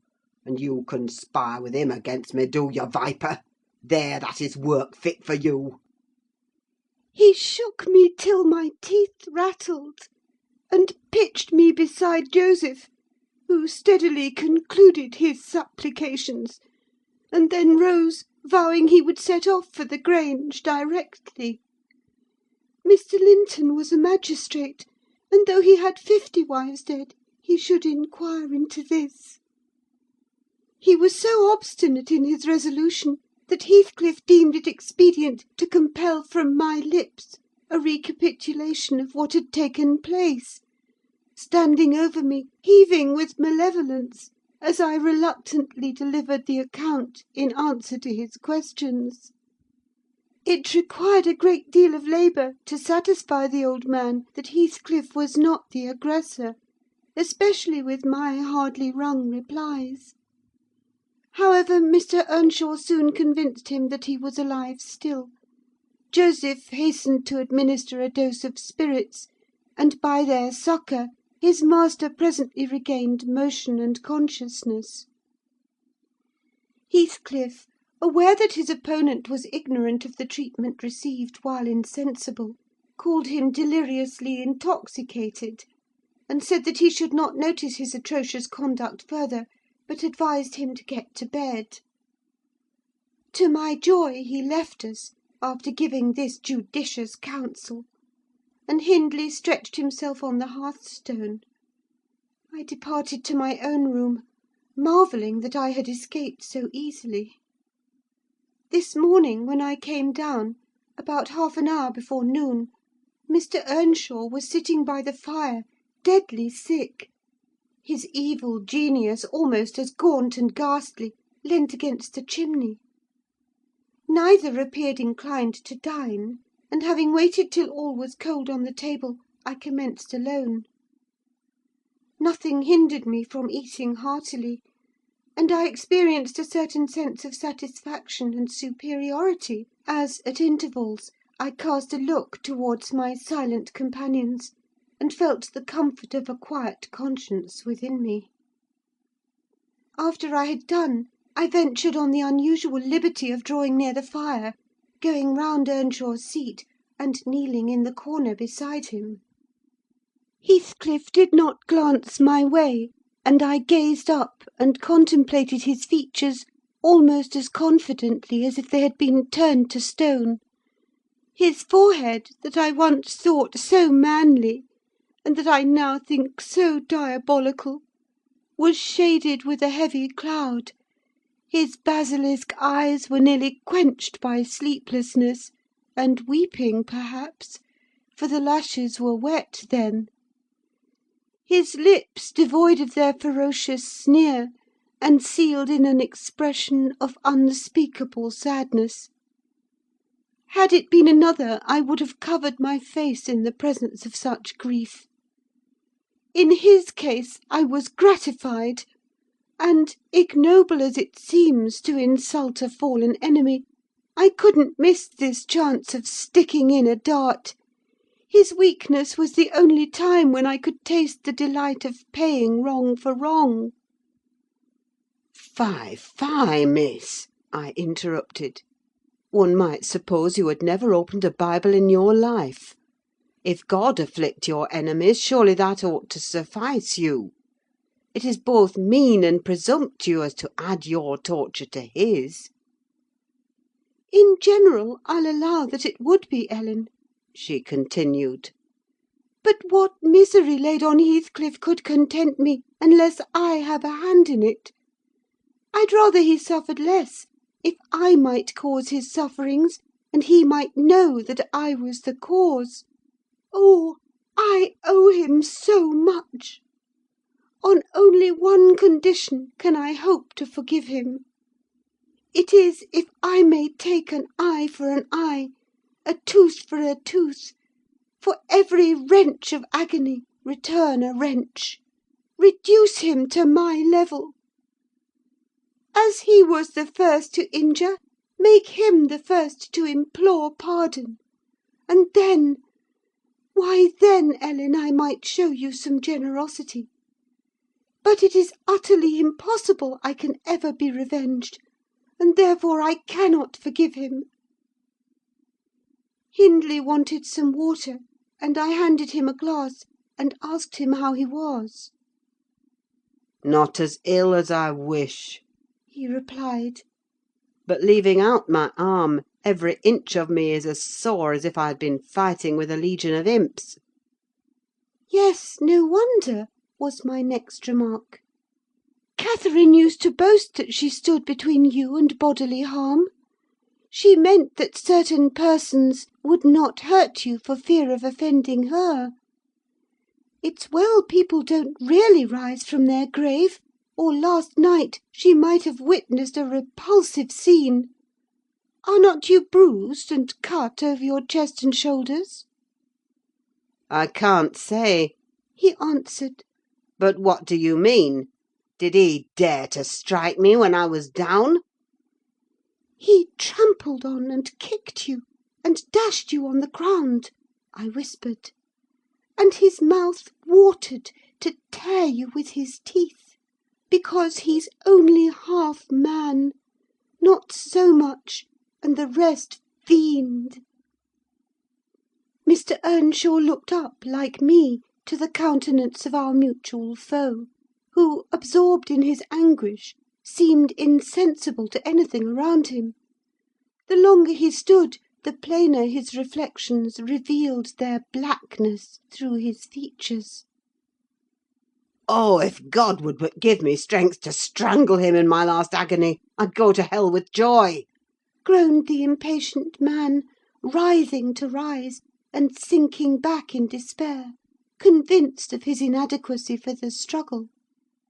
"Nay, it's enough that he has murdered one of you," I observed aloud.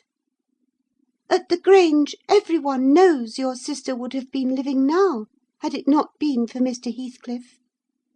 After all, it is preferable to be hated than loved by him. When I recollect how happy we were, how happy Catherine was before he came, I'm fit to curse the day." Most likely Heathcliff noticed more the truth of what was said than the spirit of the person who said it. His attention was roused, I saw, for his eyes rained down tears among the ashes, and he drew his breath in suffocating sighs. I stared full at him, and laughed scornfully. The clouded windows of hell flashed a moment towards me. The fiend which usually looked out, however, was so dimmed and drowned that I did not fear to hazard another sound of derision. "Get up and be gone out of my sight," said the mourner. I guessed he uttered those words at least, though his voice was hardly intelligible. "I beg your pardon," I replied, "but I loved Catherine too, and her brother requires attendance, which, for her sake, I shall supply. Now that she's dead, I see her in Hindley. Hindley has exactly her eyes, if you had not tried to gouge them out, and made them black and red, and her—" "Get up, wretched idiot, before I stamp you to death!" he cried, making a movement that caused me to make one also. "But then," I continued, holding myself ready to flee, "if poor Catherine had trusted you, and assumed the ridiculous, contemptible, degrading title of Mrs. Heathcliff, she would soon have presented a similar picture. She wouldn't have borne your abominable behaviour quietly. Her detestation and disgust must have found voice." The back of the settle and Earnshaw's person interposed between me and him; so, instead of endeavouring to reach me, he snatched a dinner knife from the table and flung it at my head. It struck beneath my ear, and stopped the sentence I was uttering; but, pulling it out, I sprang to the door and delivered another, which I hope went a little deeper than his missile.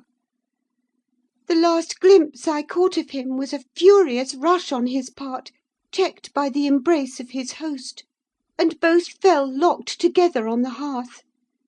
In my flight through the kitchen, I bid Joseph speed to his master. I knocked over Hareton, who was hanging a litter of puppies from a chair back in the doorway, and, blessed as a soul escaped from purgatory, I bounded, leaped, and flew down the steep road; then, quitting its windings, shot direct across the moor, rolling over banks and wading through marshes, precipitating myself, in fact, towards the beacon light of the Grange. And far rather would I be condemned to a perpetual dwelling in the infernal regions than, even for one night, abide beneath the roof of Wuthering Heights again." Isabella ceased speaking, and took a drink of tea.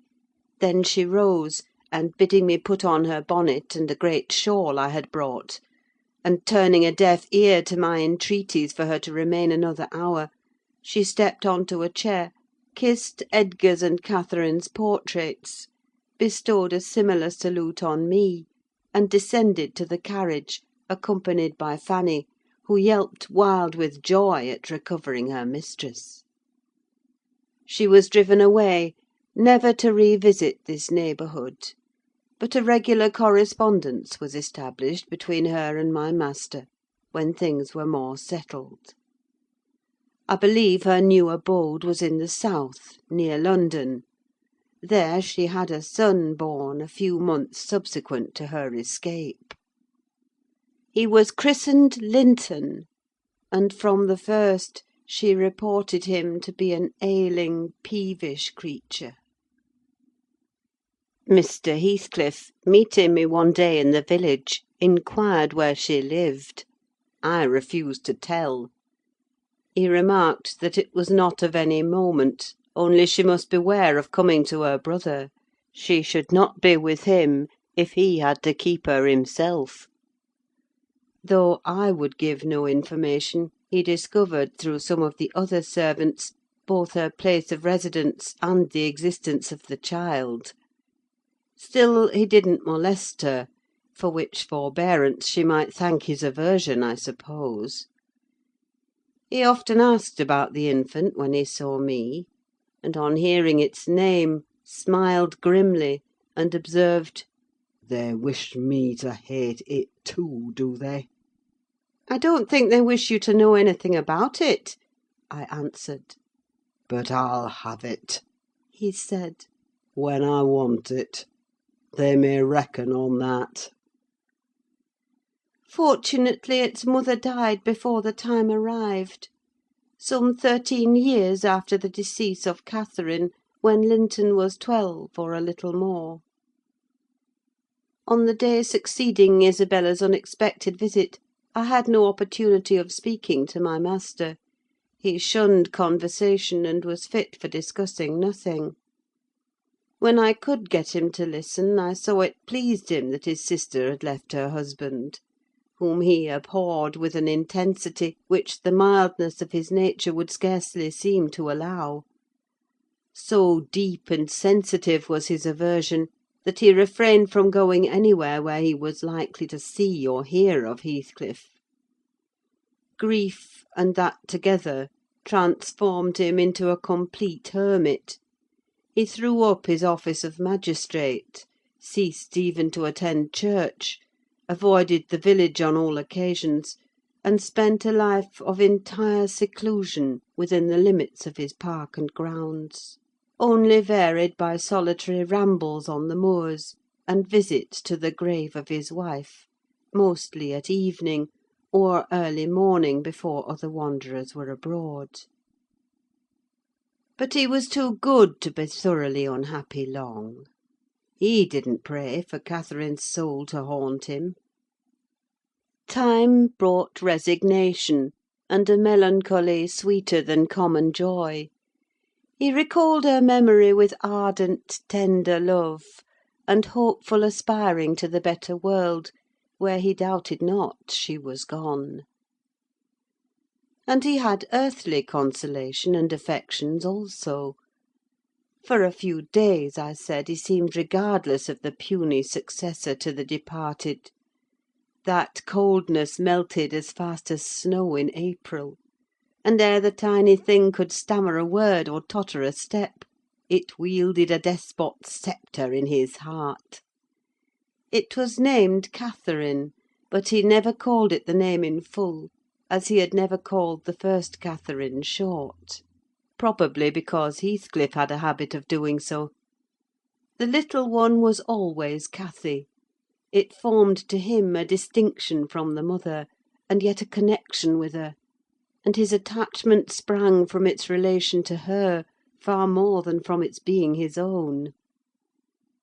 I used to draw a comparison between him and Hindley Earnshaw, and perplex myself to explain satisfactorily why their conduct was so opposite in similar circumstances.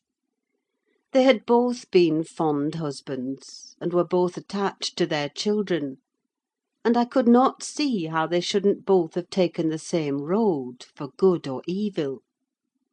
But, I thought in my mind, Hindley, with apparently the stronger head, has shown himself sadly the worse and the weaker man. When his ship struck, the captain abandoned his post, and the crew, instead of trying to save her, rushed into riot and confusion, leaving no hope for their luckless vessel. Linton, on the contrary, displayed the true courage of a loyal and faithful soul. He trusted God, and God comforted him. One hoped, and the other despaired. They chose their own lots, and were righteously doomed to endure them. But you'll not want to hear my moralising, Mr. Lockwood. You'll judge as well as I can all these things. At least, you'll think you will, and that's the same. The end of Earnshaw was what might have been expected. It followed fast on his sister's: there were scarcely 6 months between them. We at the Grange never got a very succinct account of his state preceding it. All that I did learn was on occasion of going to aid in the preparations for the funeral. Mr. Kenneth came to announce the event to my master. "Well, Nelly," said he, riding into the yard one morning, too early not to alarm me with an instant presentiment of bad news, "it's yours and my turn to go into mourning at present. Who's given us the slip now, do you think?" "Who?" I asked in a flurry. "Why, guess," he returned, dismounting, and slinging his bridle on a hook by the door. "And nip up the corner of your apron: I'm certain you'll need it." "Not Mr. Heathcliff, surely?" I exclaimed. "What, would you have tears for him?" said the doctor. "No, Heathcliff's a tough young fellow. He looks blooming to-day. I've just seen him. He's rapidly regaining flesh since he lost his better half." "Who is it, then, Mr. Kenneth?" I repeated impatiently. "Hindley Earnshaw, your old friend Hindley," he replied; "and my wicked gossip, though he's been too wild for me this long while. There! I said we should draw water. But cheer up, he died true to his character, drunk as a lord. Poor lad! I'm sorry too. One can't help missing an old companion. Though he had the worst tricks with him that ever man imagined, and has done me many a rascally turn. He's barely 27, it seems. That's your own age. Who would have thought you were born in one year?" I confess this blow was greater to me than the shock of Mrs. Linton's death. Ancient associations lingered round my heart. I sat down in the porch, and wept as for a blood relation, desiring Mr. Kenneth to get another servant to introduce him to the master. I could not hinder myself from pondering on the question, had he had fair play? Whatever I did, that idea would bother me. It was so tiresomely pertinacious that I resolved on requesting leave to go to Wuthering Heights, and assist in the last duties to the dead. Mr. Linton was extremely reluctant to consent, but I pleaded eloquently for the friendless condition in which he lay; and I said my old master and foster brother had a claim on my services as strong as his own.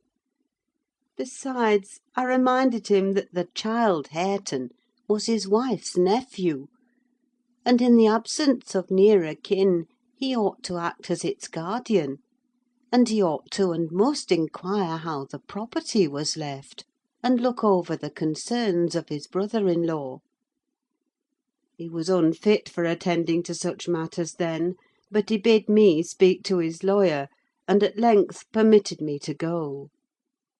His lawyer had been Earnshaw's also. I called at the village and asked him to accompany me. He shook his head, and advised that Heathcliff should be let alone, affirming, if the truth were known, Hareton would be found little else than a beggar. His father died in debt, He said. the whole property is mortgaged, and the sole chance for the natural heir is to allow him an opportunity of creating some interest in the creditor's heart, that he may be inclined to deal leniently towards him. When I reached the Heights, I explained that I had come to see everything carried on decently, and Joseph, who appeared in sufficient distress, expressed satisfaction at my presence. Mr. Heathcliff said he did not perceive that I was wanted, but I might stay and order the arrangements for the funeral, if I chose. Correctly. He remarked.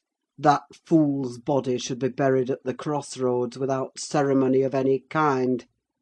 I happened to leave him 10 minutes yesterday afternoon, and in that interval he fastened the 2 doors of the house against me, and he has spent the night in drinking himself to death deliberately.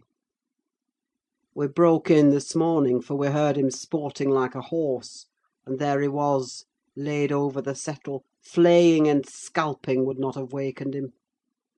I sent for Kenneth, and he came, but not till the beast had changed into carrion. He was both dead and cold and stark, and so you'll allow it was useless making more stir about him. The old servant confirmed this statement, but muttered, "I'd rayther he'd gone himself at doctor. I sud ha' tent up t' maister better nor him. And he warn't dead when I left, nought o' t' sort." I insisted on the funeral being respectable. Mr. Heathcliff said I might have my own way there too, only he desired me to remember that the money for the whole affair came out of his pocket. He maintained a hard, careless deportment, indicative of neither joy nor sorrow. If anything, it expressed a flinty gratification at a piece of difficult work successfully executed. I observed once, indeed, something like exultation in his aspect. It was just when the people were bearing the coffin from the house.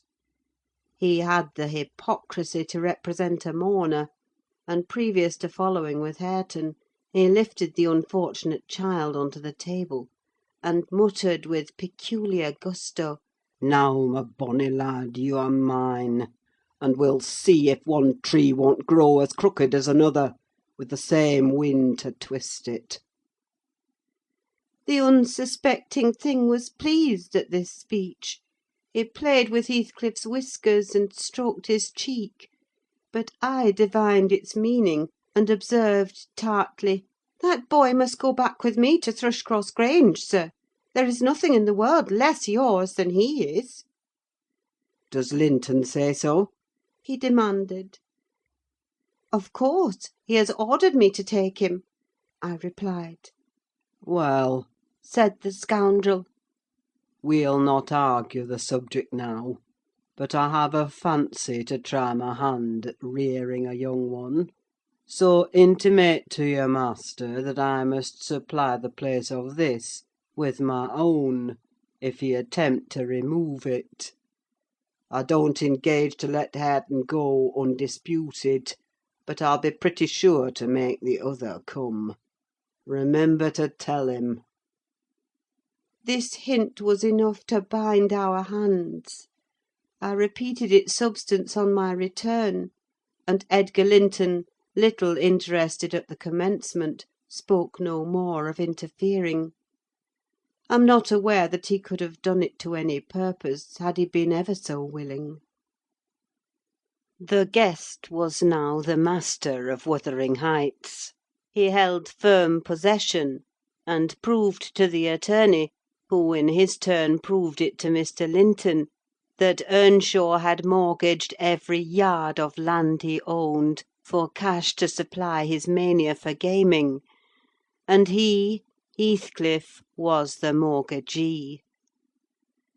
In that manner, Hareton, who should now be the first gentleman in the neighbourhood, was reduced to a state of complete dependence on his father's inveterate enemy, and lives in his own house as a servant, deprived of the advantage of wages, quite unable to right himself because of his friendlessness and his ignorance that he has been wronged. End of chapter 17. Chapter 18. The 12 years, continued Mrs. Dean, following that dismal period, were the happiest of my life. My greatest troubles in their passage rose from our little lady's trifling illnesses, which she had to experience in common with all children, rich and poor. For the rest, after the first 6 months, she grew like a larch, and could walk and talk too, in her own way, before the heath blossomed a second time over Mrs. Linton's dust. She was the most winning thing that ever brought sunshine into a desolate house: a real beauty in face, with the Earnshaws' handsome dark eyes, but the Lintons' fair skin and small features, and yellow curling hair. Her spirit was high, though not rough, and qualified by a heart sensitive and lively to excess in its affections. That capacity for intense attachments reminded me of her mother. Still, she did not resemble her, for she could be soft and mild as a dove, and she had a gentle voice and pensive expression. Her anger was never furious, her love never fierce. It was deep and tender. However, it must be acknowledged she had faults to foil her gifts. A propensity to be saucy was one, and a perverse will that indulged children invariably acquire, whether they be good-tempered or cross. If a servant chanced to vex her, it was always, "I shall tell papa;" and if he reproved her even by a look, you would have thought it a heart-breaking business. I don't believe he ever did speak a harsh word to her. He took her education entirely on himself, and made it an amusement. Fortunately, curiosity and a quick intellect made her an apt scholar. She learned rapidly and eagerly, and did honour to his teaching. Till she reached the age of 13, she had not once been beyond the range of the park by herself. Mr. Linton would take her with him a mile or so outside on rare occasions, but he trusted her to no one else. Gimmerton was an unsubstantial name in her ears; the chapel the only building she had approached or entered, except her own home. Wuthering Heights and Mr. Heathcliff did not exist for her: she was a perfect recluse, and apparently perfectly contented. Sometimes, indeed, while surveying the country from her nursery window, she would observe, "Ellen, how long will it be before I can walk to the top of those hills? I wonder what lies on the other side. Is it the sea?" "No, Miss Cathy," I would answer. "It is hills again, just like these." "And what are those golden rocks like when you stand under them?" she once asked. The abrupt descent of Penistone Crags particularly attracted her notice, especially when the setting sun shone on it and the topmost heights, and the whole extent of landscape besides lay in shadow. I explained that they were bare masses of stone, with hardly enough earth in their clefts to nourish a stunted tree. "And why are they bright so long after it is evening here?" she pursued. "Because they are a great deal higher up than we are," replied I. "You could not climb them: they're too high and steep. In winter the frost is always there before it comes to us, and deep into summer I have found snow under that black hollow on the north–east side." "Oh, you have been on them!" she cried gleefully. "Then I can go too when I am a woman. Has papa been, Ellen?" "Papa would tell you, miss," I answered hastily, "that they are not worth the trouble of visiting. The moors where you ramble with him are much nicer, and Thrushcross Park is the finest place in the world." "But I know the park, and I don't know those," she murmured to herself. "And I should delight to look round me from the brow of that tallest point. My little pony Minnie shall take me some time." One of the maids mentioning the fairy cave quite turned her head with a desire to fulfil this project. She teased Mr. Linton about it, and he promised she should have the journey when she got older. But Miss Catherine measured her age by months, and "Now am I old enough to go to Penistone Crags?" was the constant question in her mouth. The road thither wound close by Wuthering Heights. Edgar had not the heart to pass it, so she received as constantly the answer, "Not yet, love, not yet." I said Mrs. Heathcliff lived above a dozen years after quitting her husband. Her family were of a delicate constitution: she and Edgar both lacked the ruddy health that you will generally meet in these parts. What her last illness was, I am not certain. I conjecture they died of the same thing: a kind of fever, slow at its commencement, but incurable, and rapidly consuming life towards the close. She wrote to inform her brother of the probable conclusion of a 4 months' indisposition under which she had suffered, and entreated him to come to her if possible, for she had much to settle, and she wished to bid him adieu, and deliver Linton safely into his hands. Her hope was that Linton might be left with him as he had been with her. His father, she would fain convince herself, had no desire to assume the burden of his maintenance or education. My master hesitated not a moment in complying with her request. Reluctant as he was to leave home at ordinary calls, he flew to answer this, commanding Catherine to my peculiar vigilance in his absence, with reiterated orders that she must not wander out of the park, even under my escort. He did not calculate on her going unaccompanied. He was away 3 weeks. The first day or two my charge sat in a corner of the library, too sad for either reading or playing. In that quiet state she caused me little trouble; but it was succeeded by an interval of impatient, fretful weariness, and being too busy, and too old then, to run up and down amusing her, I hit on a method by which she might entertain herself. I used to send her on her travels round the grounds, now on foot, and now on a pony, indulging her with a patient audience of all her real and imaginary adventures when she returned.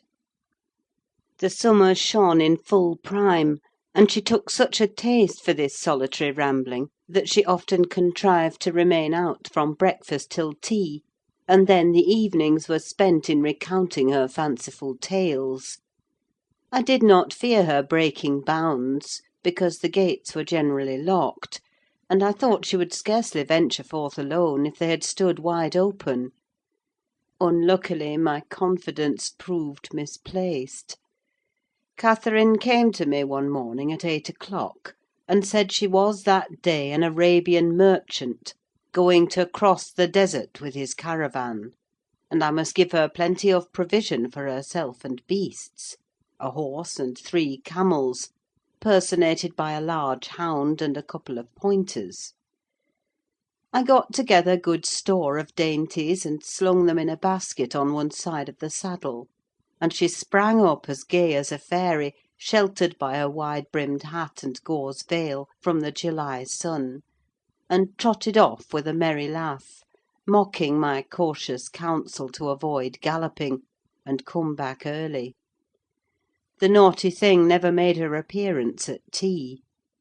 One traveller, the hound, being an old dog and fond of its ease, returned; but neither Cathy, nor the pony, nor the 2 pointers were visible in any direction. I dispatched emissaries down this path and that path, and at last went wandering in search of her myself. There was a labourer working at a fence round a plantation on the borders of the grounds. I inquired of him if he had seen our young lady. "I saw her at morn," he replied. "She would have me to cut her a hazel switch, and then she leapt her galloway over the hedge yonder, where it is lowest, and galloped out of sight." You may guess how I felt at hearing this news. It struck me directly she must have started for Penistone Crags. "What will become of her?" I ejaculated, pushing through a gap which the man was repairing, and making straight to the high road. I walked as if for a wager, mile after mile, till a turn brought me in view of the heights; but no Catherine could I detect, far or near. The Crags lie about 1.5 miles beyond Mr. Heathcliff's place, and that is 4 from the Grange, so I began to fear night would fall ere I could reach them.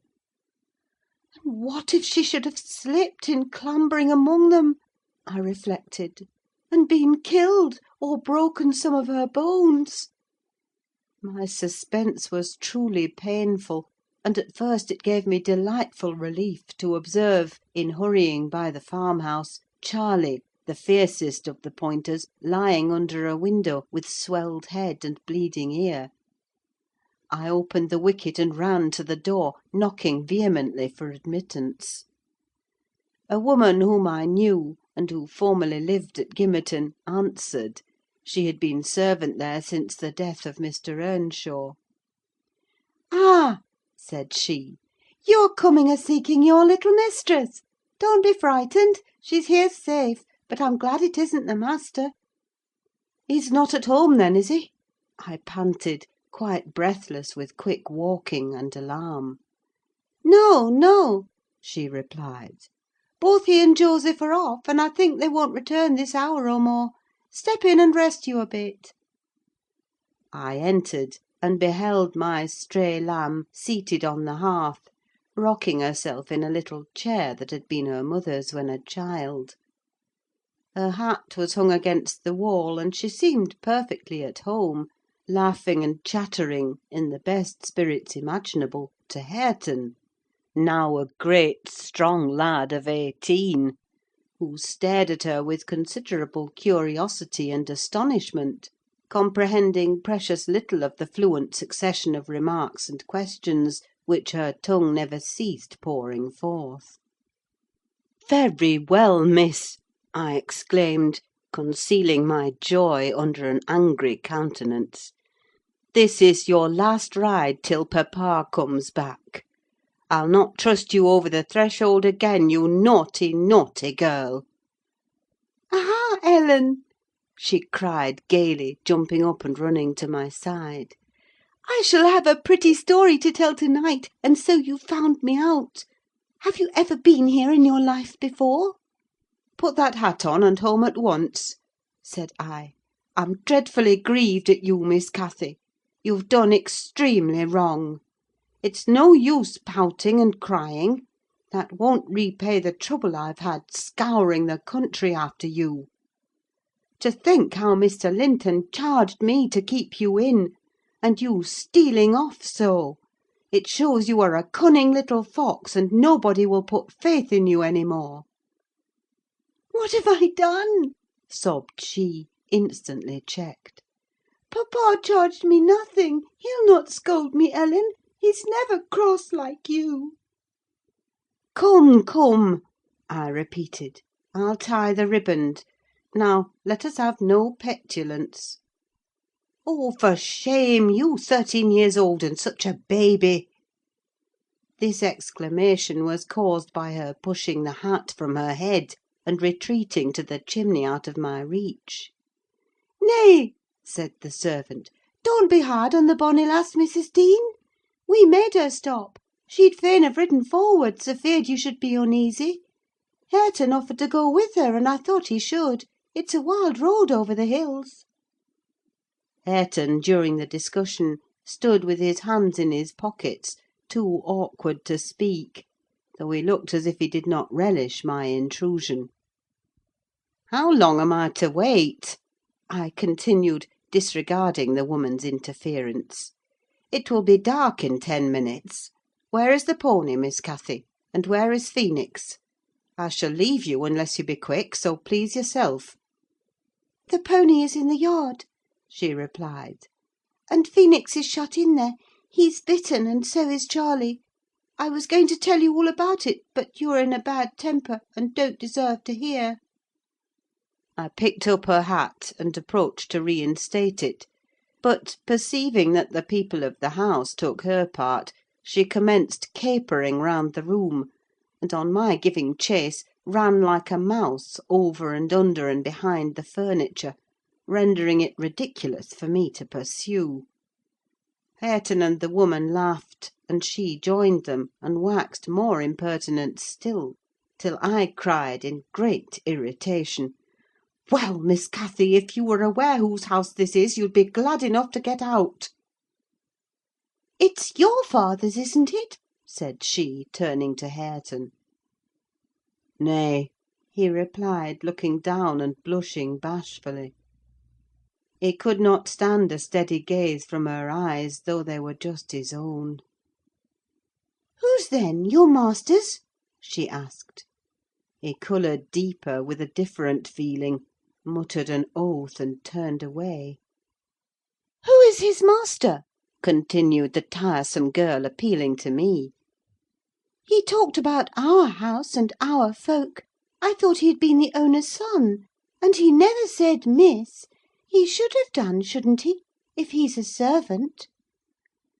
Hareton grew black as a thundercloud at this childish speech.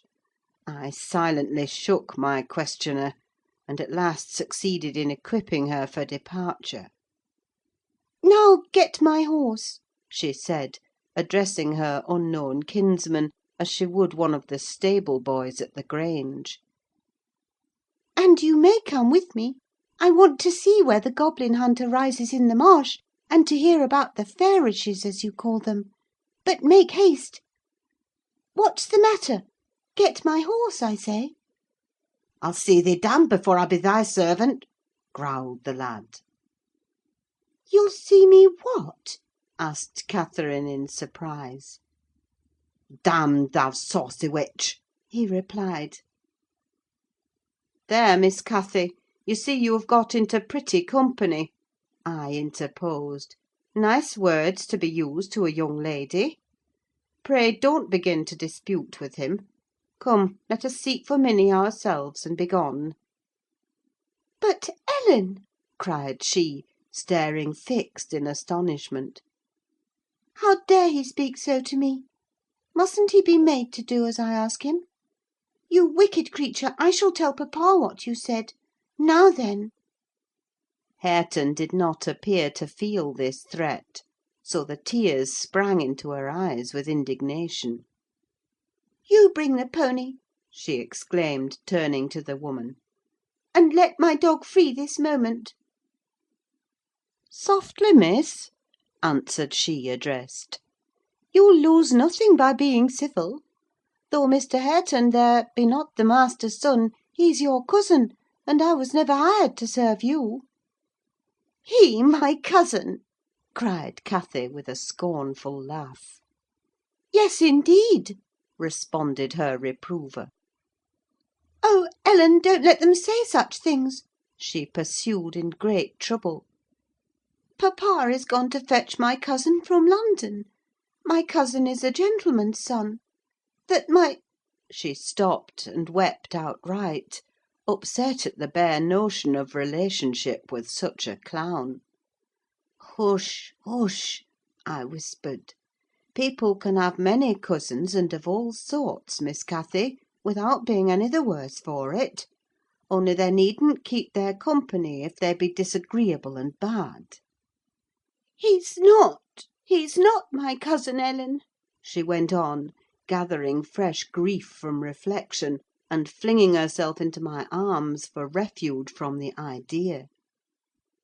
I was much vexed at her and the servant for their mutual revelations, having no doubt of Linton's approaching arrival, communicated by the former, being reported to Mr. Heathcliff, and feeling as confident that Catherine's first thought on her father's return would be to seek an explanation of the latter's assertion concerning her rude-bred kindred. Hareton, recovering from his disgust at being taken for a servant, seemed moved by her distress, and having fetched the pony round to the door, he took, to propitiate her, a fine crooked-legged terrier whelp from the kennel, and putting it into her hand, bid her whist, for he meant nought. Pausing in her lamentations, she surveyed him with a glance of awe and horror, then burst forth anew. I could scarcely refrain from smiling at this antipathy to the poor fellow, who was a well-made, athletic youth, good-looking in features, and stout and healthy, but attired in garments befitting his daily occupations of working on the farm, and lounging among the moors after rabbits and game. Still, I thought I could detect in his physiognomy a mind owning better qualities than his father ever possessed. Good things lost amid a wilderness of weeds, to be sure, whose rankness far overtopped their neglected growth; yet, notwithstanding, evidence of a wealthy soil, that might yield luxuriant crops under other and favourable circumstances. Mr. Heathcliff, I believe, had not treated him physically ill, thanks to his fearless nature, which offered no temptation to that course of oppression. He had none of the timid susceptibility that would have given zest to ill-treatment in Heathcliff's judgment. He appeared to have bent his malevolence on making him a brute. He was never taught to read or write, never rebuked for any bad habit which did not annoy his keeper, never led a single step towards virtue, or guarded by a single precept against vice.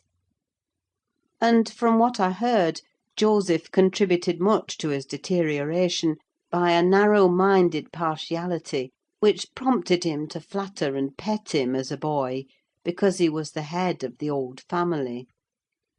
And as he had been in the habit of accusing Catherine Earnshaw and Heathcliff, when children, of putting the master past his patience, and compelling him to seek solace in drink by what he termed their offald ways, so at present he laid the whole burden of Hareton's faults on the shoulders of the usurper of his property.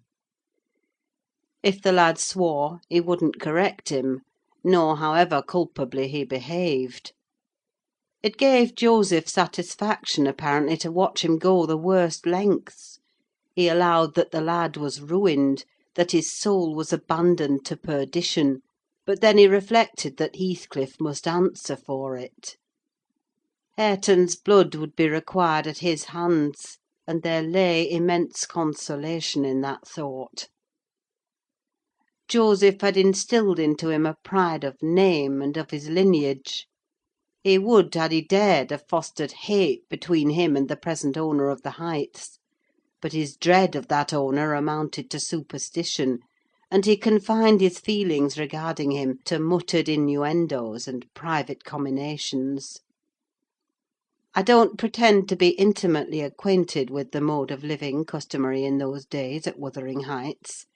I only speak from hearsay, for I saw little.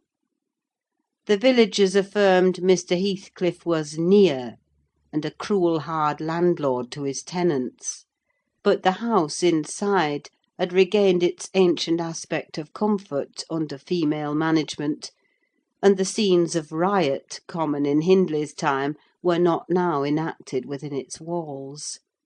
The master was too gloomy to seek companionship with any people, good or bad, and he is yet. This, however, is not making progress with my story. Miss Cathy rejected the peace offering of the terrier, and demanded her own dogs, Charlie and Phoenix. They came limping and hanging their heads, and we set out for home, sadly out of sorts, every one of us. I could not wring from my little lady how she had spent the day, except that, as I supposed, the goal of her pilgrimage was Penistone Crags, and she arrived without adventure to the gate of the farmhouse, when Hareton happened to issue forth, attended by some canine followers, who attacked her train. They had a smart battle before their owners could separate them. That formed an introduction. Catherine told Hareton who she was and where she was going, and asked him to show her the way, finally beguiling him to accompany her. He opened the mysteries of the fairy cave, and 20 other queer places; but, being in disgrace, I was not favoured with a description of the interesting objects she saw. I could gather, however, that her guide had been a favourite, till she hurt his feelings by addressing him as a servant, and Heathcliff's housekeeper hurt hers by calling him her cousin. Then the language he had held to her rankled in her heart. She, who was always love and darling and queen and angel with everybody at the Grange, to be insulted so shockingly by a stranger! She did not comprehend it, and hard work I had to obtain a promise that she would not lay the grievance before her father. I explained how he objected to the whole household at the Heights, and how sorry he would be to find she had been there; but I insisted most on the fact that if she revealed my negligence of his orders, he would perhaps be so angry that I should have to leave. And Cathy couldn't bear that prospect.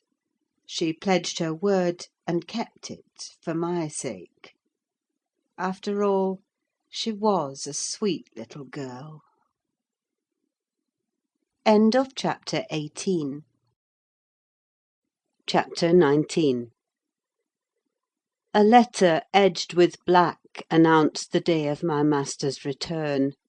Isabella was dead; and he wrote to bid me get mourning for his daughter, and arrange a room and other accommodations for his youthful nephew.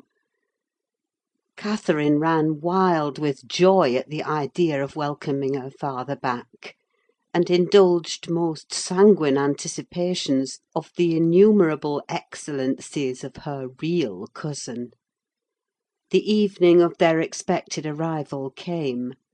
Since early morning she had been busy ordering her own small affairs, and now, attired in her new black frock, poor thing, her aunt's death impressed her with no definite sorrow, she obliged me by constant worrying to walk with her down through the grounds to meet them. "Linton is just 6 months younger than I am," she chattered, as we strolled leisurely over the swells and hollows of mossy turf, under shadow of the trees. "How delightful it will be to have him for a playfellow! Aunt Isabella sent papa a beautiful lock of his hair. It was lighter than mine, more flaxen, and quite as fine. I have it carefully preserved in a little glass box, and I've often thought what a pleasure it would be to see its owner. Oh, I am happy! And papa, dear, dear papa! Come, Ellen, let us run! Come, run!" She ran, and returned and ran again, many times before my sober footsteps reached the gate; and then she seated herself on the grassy bank beside the path, and tried to wait patiently; but that was impossible: she couldn't be still a minute. "How long they are!" she exclaimed. "Ah, I see some dust on the road: they're coming! No! When will they be here? May we not go a little way, half a mile, Ellen, only just half a mile? Do say yes, to that clump of birches at the turn." I refused staunchly. At length her suspense was ended: the travelling carriage rolled in sight. Miss Cathy shrieked and stretched out her arms as soon as she caught her father's face looking from the window. He descended, nearly as eager as herself, and a considerable interval elapsed ere they had a thought to spare for any but themselves. While they exchanged caresses, I took a peep in to see after Linton. He was asleep in a corner, wrapped in a warm fur-lined cloak, as if it had been winter: a pale, delicate, effeminate boy, who might have been taken for my master's younger brother, so strong was the resemblance. But there was a sickly peevishness in his aspect that Edgar Linton never had. The latter saw me looking, and having shaken hands, advised me to close the door, and leave him undisturbed, for the journey had fatigued him. Cathy would fain have taken one glance, but her father told her to come, and they walked together up the park, while I hastened before to prepare the servants. "Now, darling," said Mr. Linton, addressing his daughter, as they halted at the bottom of the front steps, "your cousin is not so strong or so merry as you are; and he has lost his mother, remember, a very short time since. Therefore don't expect him to play and run about with you directly; and don't harass him much by talking. Let him be quiet this evening at least, will you?" Yes, yes, papa, answered Catherine. But I do want to see him, and he hasn't once looked out. The carriage stopped, and the sleeper being roused was lifted to the ground by his uncle. "This is your cousin Cathy, Linton," he said, putting their little hands together. "She's fond of you already, and mind you don't grieve her by crying to-night. Try to be cheerful now. The travelling is at an end, and you have nothing to do but rest and amuse yourself as you please." "Let me go to bed, then," answered the boy, shrinking from Catherine's salute, and he put his fingers to remove incipient tears. "Come, come, there's a good child," I whispered, leading him in. "You'll make her weep too: see how sorry she is for you." I do not know whether it was sorrow for him, but his cousin put on as sad a countenance as himself, and returned to her father. All three entered and mounted to the library, where tea was laid ready. I proceeded to remove Linton's cap and mantle, and placed him on a chair by the table. But he was no sooner seated than he began to cry afresh. My master inquired what was the matter. "I can't sit on a chair," sobbed the boy. "Go to the sofa, then, and Ellen shall bring you some tea," answered his uncle patiently. He had been greatly tried during the journey, I felt convinced, by his fretful, ailing charge. Linton slowly trailed himself off and lay down. Cathy carried a footstool and her cup to his side. At first she sat silent, but that could not last. She had resolved to make a pet of her little cousin, as she would have him to be; and she commenced stroking his curls and kissing his cheek, and offering him tea in her saucer like a baby. This pleased him, for he was not much better. He dried his eyes and lightened into a faint smile. "Oh, he'll do very well," said the master to me, after watching them a minute. "Very well, if we can keep him, Ellen. The company of a child of his own age will instil new spirit into him soon, and by wishing for strength he'll gain it." "Ay, if we can keep him," I mused to myself; and sore misgivings came over me that there was slight hope of that. And then I thought, however will that weakling live at Wuthering Heights? Between his father and Hareton, what playmates and instructors they'll be! Our doubts were presently decided, even earlier than I expected. I had just taken the children upstairs, after tea was finished, and seen Linton asleep. He would not suffer me to leave him till that was the case.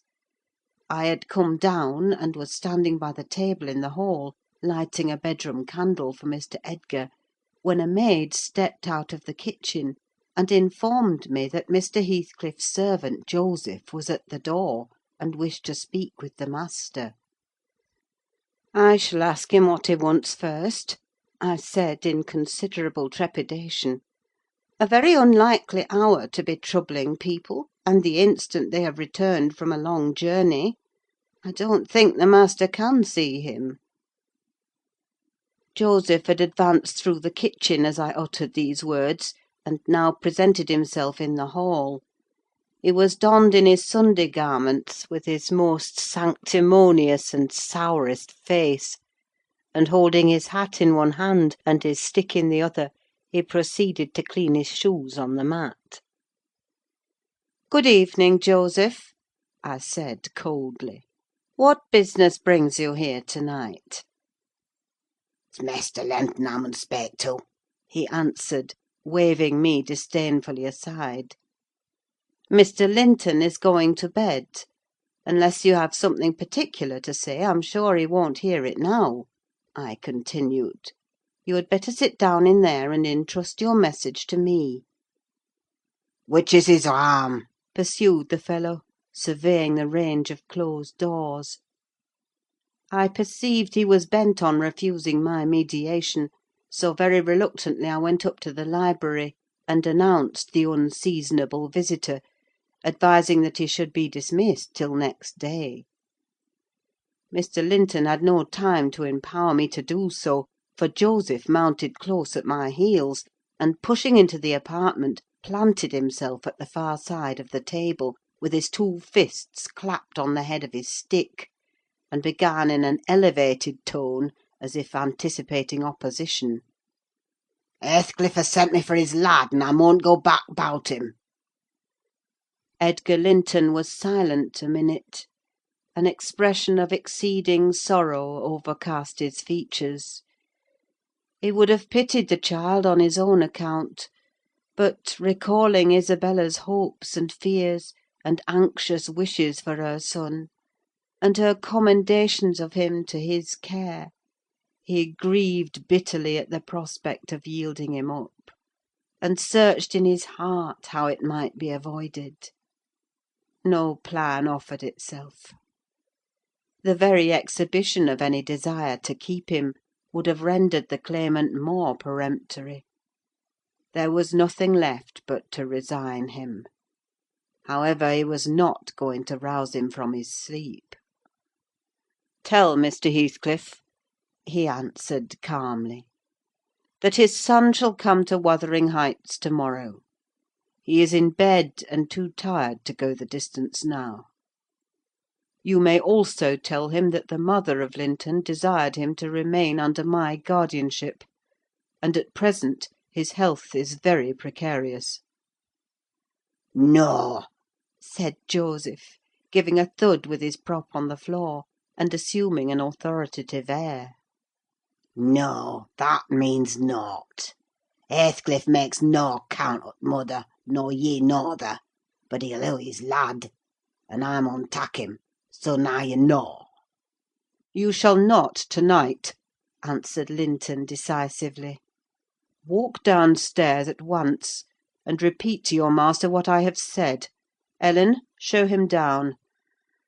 Go!" And aiding the indignant elder with a lift by the arm, he rid the room of him and closed the door. "Varra weel!" shouted Joseph, as he slowly drew off.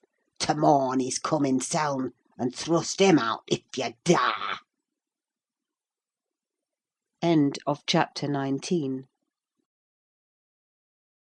Chapter 20.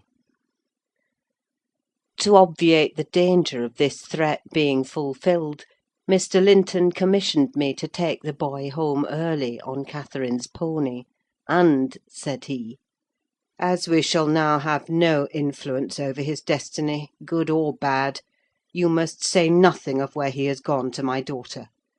She cannot associate with him hereafter, and it is better for her to remain in ignorance of his proximity, lest she should be restless and anxious to visit the Heights.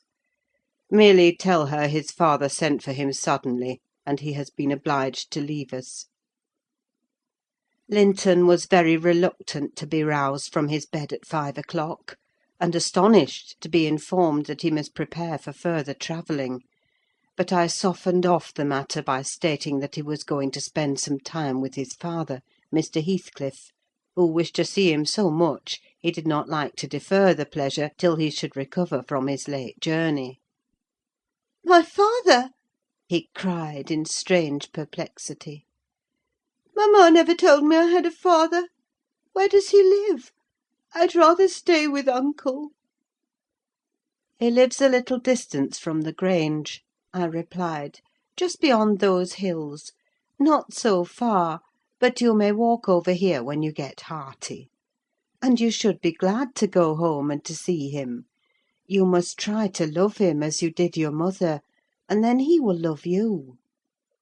"But why have I not heard of him before?" asked Linton.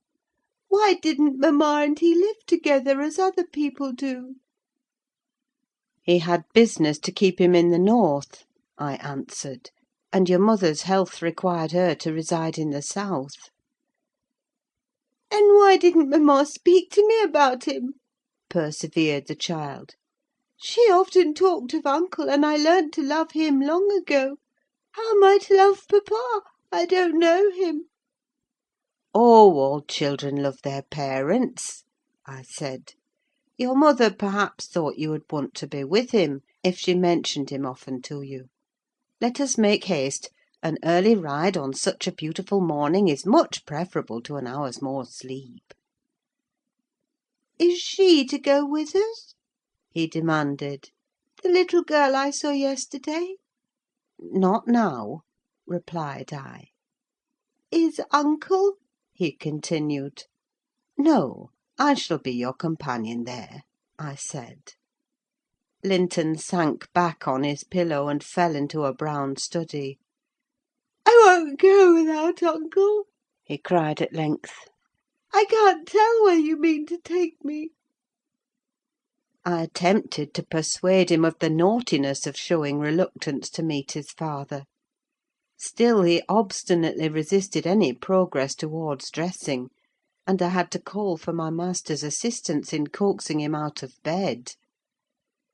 The poor thing was finally got off, with several delusive assurances that his absence should be short, that Mr. Edgar and Cathy would visit him, and other promises equally ill-founded, which I invented and reiterated at intervals throughout the way.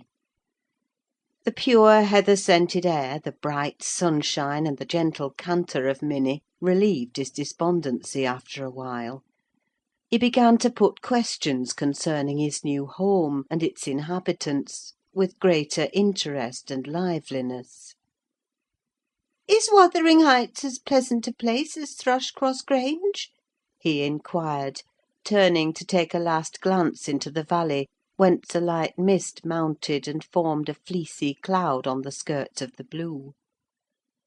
"It is not so buried in trees," I replied, "and it is not quite so large; but you can see the country beautifully all round, and the air is healthier for you, fresher and drier.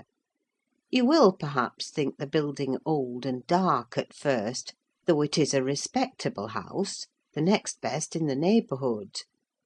And you will have such nice rambles on the moors. Hareton Earnshaw, that is Miss Cathy's other cousin, and so yours in a manner, will show you all the sweetest spots; and you can bring a book in fine weather, and make a green hollow your study; and now and then your uncle may join you in a walk: he does frequently walk out on the hills." "And what is my father like?" he asked. "Is he as young and handsome as uncle?"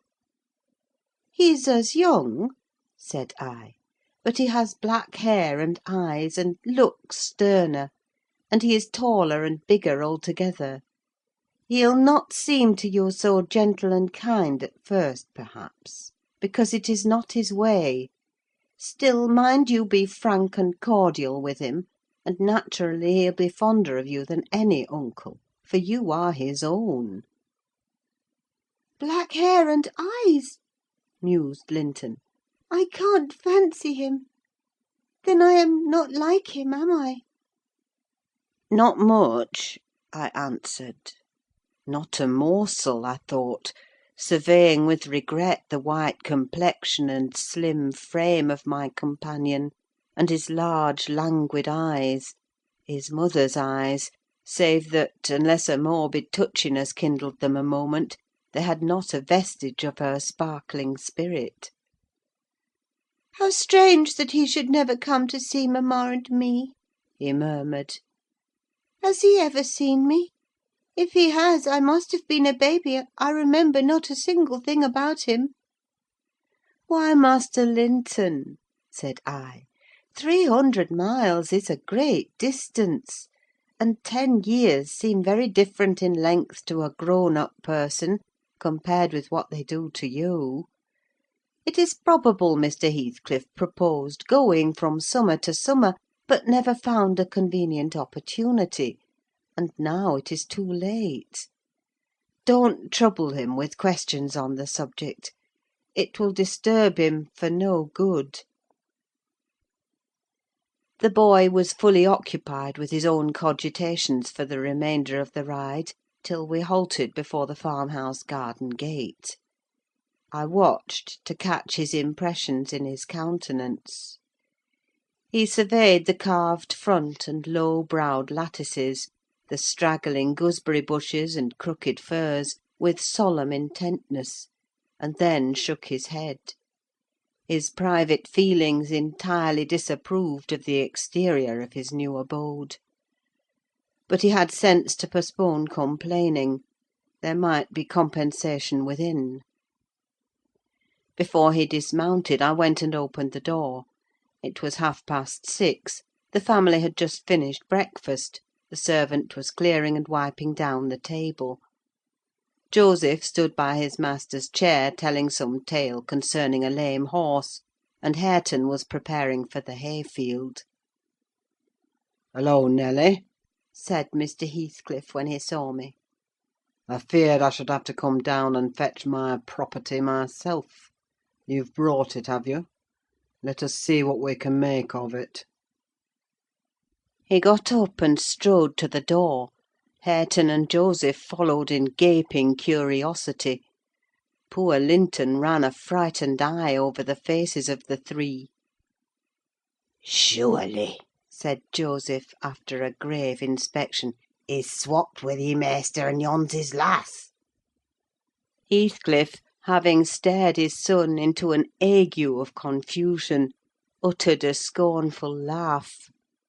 "God, what a beauty! What a lovely, charming thing!" he exclaimed. "Haven't they reared it on snails and sour milk, Nelly? Oh, damn my soul, but that's worse than I expected; and the devil knows I was not sanguine."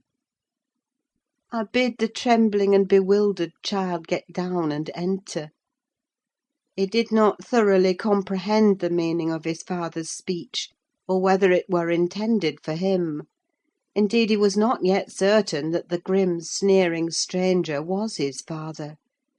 But he clung to me with growing trepidation, and on Mr. Heathcliff's taking a seat and bidding him come hither, he hid his face on my shoulder and wept. "Tut, tut!"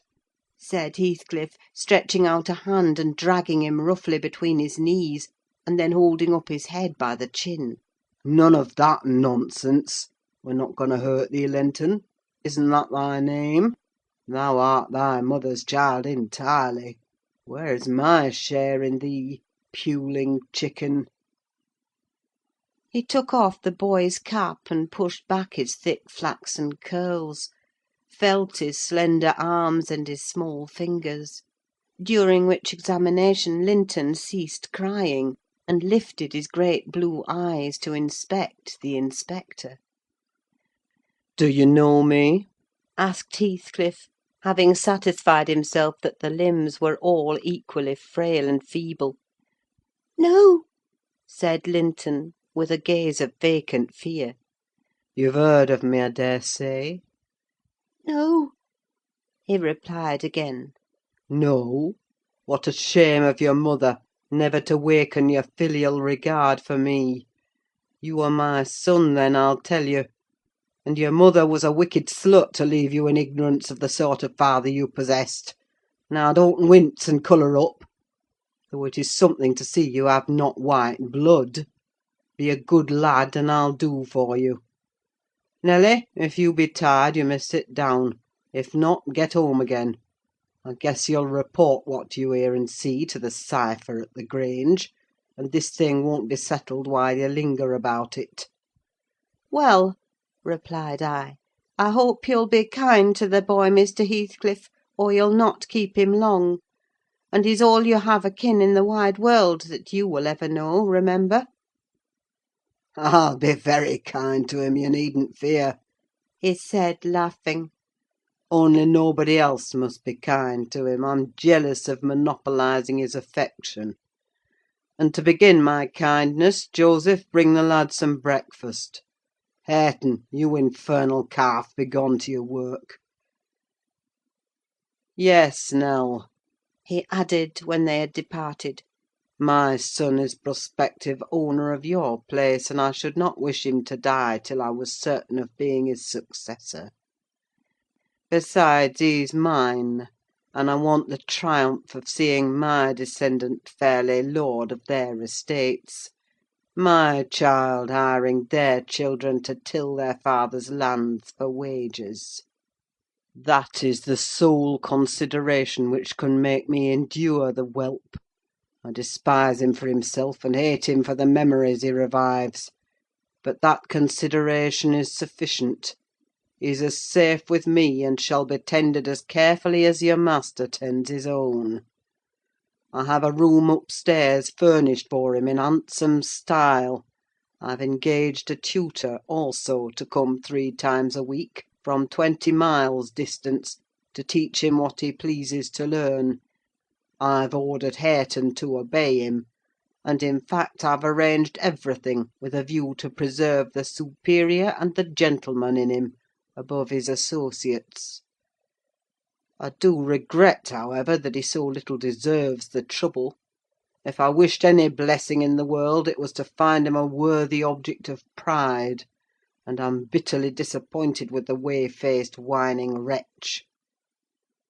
While he was speaking, Joseph returned bearing a basin of milk porridge, and placed it before Linton, who stirred round the homely mess with a look of aversion, and affirmed he could not eat it.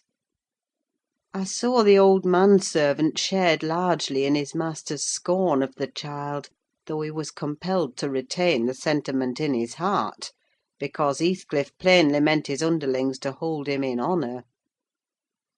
"Cannot eat it?" repeated he, peering in Linton's face, and subduing his voice to a whisper, for fear of being overheard. But Maister Hareton niver ate nought else when he were a little un, and what were good enough for him's good enough for ye, I'se rayther think." "I shan't eat it," answered Linton, snappishly. "Take it away." Joseph snatched up the food indignantly, and brought it to us. "Is there aught ails the victuals?" he asked, thrusting the tray under Heathcliff's nose. "What should ail them?" he said. "Why," answered Joseph, "yon dainty chap says he cannot eat them; but I guess it's raight. His mother were just so: we were almost too muckit soaked corn for macking her breed." "Don't mention his mother to me," said the master, angrily. "Get him something he can eat, that's all. What is his usual food, Nelly?" I suggested boiled milk or tea, and the housekeeper received instructions to prepare some. Come, I reflected, his father's selfishness may contribute to his comfort. He perceives his delicate constitution, and the necessity of treating him tolerably. I'll console Mr. Edgar by acquainting him with the turn Heathcliff's humour has taken. Having no excuse for lingering longer, I slipped out, while Linton was engaged in timidly rebuffing the advances of a friendly sheep-dog. But he was too much on the alert to be cheated. As I closed the door, I heard a cry, and a frantic repetition of the words, "Don't leave me! I'll not stay here! I'll not stay here!" Then the latch was raised and fell. They did not suffer him to come forth. I mounted Minnie, and urged her to a trot. And so my brief guardianship ended. End of chapter 20. Chapter 21. We had sad work with little Cathy that day. She rose in high glee, eager to join her cousin, and such passionate tears and lamentations followed the news of his departure, that Edgar himself was obliged to soothe her, by affirming he should come back soon. He added, however, "if I can get him," and there were no hopes of that. This promise poorly pacified her, but time was more potent; and though still at intervals she inquired of her father when Linton would return, before she did see him again his features had waxed so dim in her memory that she did not recognise him. When I chanced to encounter the housekeeper of Wuthering Heights in paying business visits to Gimmerton, I used to ask how the young master got on, for he lived almost as secluded as Catherine herself, and was never to be seen. I could gather from her that he continued in weak health, and was a tiresome inmate. She said Mr. Heathcliff seemed to dislike him ever longer and worse, though he took some trouble to conceal it. He had an antipathy to the sound of his voice, and could not do at all with his sitting in the same room with him many minutes together. There seldom passed much talk between them. Linton learnt his lessons, and spent his evenings in a small apartment they called the parlour, or else lay in bed all day, for he was constantly getting coughs and colds, and aches and pains of some sort. "And I never know such a faint-hearted creature," added the woman. "No one so careful of hisseln. He will go on, if I leave the window open a bit late in the evening. Oh, it's killing a breath of night air! And he must have a fire in the middle of summer, and Joseph's bacca pipe is poison, and he must always have sweets and dainties, and always milk, milk for ever, heeding nought how the rest of us are pinched in winter. And there he'll sit wrapped in his furred cloak in his chair by the fire, with some toast and water or other slop on the hob to sip at. And if Hareton, for pity, comes to amuse him, Hareton is not bad-natured, though he's rough. They're sure to part, one swearing and the other crying. I believe the master would relish Earnshaw's thrashing him to a mummy, if he were not his son; and I'm certain he would be fit to turn him out of doors if he knew half the nursing he gives hisseln. But then he won't go into danger of temptation: he never enters the parlour; and should Linton show those ways in the house where he is, he sends him upstairs directly." I divined from this account that utter lack of sympathy had rendered young Heathcliff selfish and disagreeable, if he were not so originally; and my interest in him, consequently, decayed; though still I was moved with a sense of grief at his lot, and a wish that he had been left with us. Mr. Edgar encouraged me to gain information: he thought a great deal about him, I fancy, and would have run some risk to see him; and he told me once to ask the housekeeper whether he ever came into the village. She said he had only been twice, on horseback, accompanying his father; and both times he pretended to be quite knocked up for 3 or 4 days afterwards. That housekeeper left, if I recollect rightly, 2 years after he came; and another, whom I did not know, was her successor. She lives there still. Time wore on at the Grange in its former pleasant way till Miss Cathy reached 16. On the anniversary of her birth we never manifested any signs of rejoicing, because it was also the anniversary of my late mistress's death. Her father invariably spent that day alone in the library, and walked at dusk as far as Gimmerton kirkyard, where he would frequently prolong his stay beyond midnight. Therefore Catherine was thrown on her own resources for amusement. This 20th of March was a beautiful spring day, and when her father had retired, my young lady came down dressed for going out, and said she asked to have a ramble on the edge of the moor with me. Mr. Linton had given her leave if we went only a short distance, and were back within the hour. "So make haste, Ellen!" she cried. "I know where I wish to go: where a colony of moor game has settled. I want to see whether they have made their nests yet." "That must be a good distance up," I answered. "They don't breed on the edge of the moor." "No, it's not," she said. "I've gone very near with papa." I put on my bonnet and sallied out, thinking nothing more of the matter. She bounded before me, and returned to my side, and was off again like a young greyhound; and at first I found plenty of entertainment in listening to the larks singing far and near, and enjoying the sweet warm sunshine, and watching her, my pet and my delight, with her golden ringlets flying loose behind, and her bright cheek as soft and pure in its bloom as a wild rose, and her eyes radiant with cloudless pleasure. She was a happy creature, and an angel, in those days. It's a pity she could not be content. "Well," said I, "where are your moor game, Miss Cathy? We should be at them. The Grange Park fence is a great way off now." "Oh, a little further, only a little further, Ellen," was her answer continually. "Climb to that hillock, past that bank, and by the time you reach the other side I shall have raised the birds."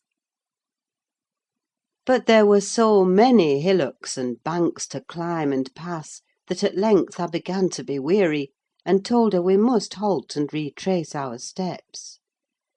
I shouted to her, as she had outstripped me a long way. She either did not hear or did not regard, for she still sprang on, and I was compelled to follow. Finally she dived into a hollow, and before I came in sight of her again, she was 2 miles nearer Wuthering Heights than her own home, and I beheld a couple of persons arrest her, one of whom I felt convinced was Mr. Heathcliff himself. Cathy had been caught in the fact of plundering, or at least hunting out, the nests of the grouse. The Heights were Heathcliff's land, and he was reproving the poacher. "I've neither taken any nor found any," she said, as I toiled to them, expanding her hands in corroboration of the statement. "I didn't mean to take them; but papa told me there were quantities up here, and I wished to see the eggs." Heathcliff glanced at me with an ill-meaning smile, expressing his acquaintance with the party, and consequently his malevolence towards it, and demanded who papa was. "Mr. Linton of Thrushcross Grange," she replied. "I thought you did not know me, or you wouldn't have spoken in that way." You suppose papa is highly esteemed and respected, then?" he said sarcastically. "And what are you?" inquired Catherine, gazing curiously on the speaker.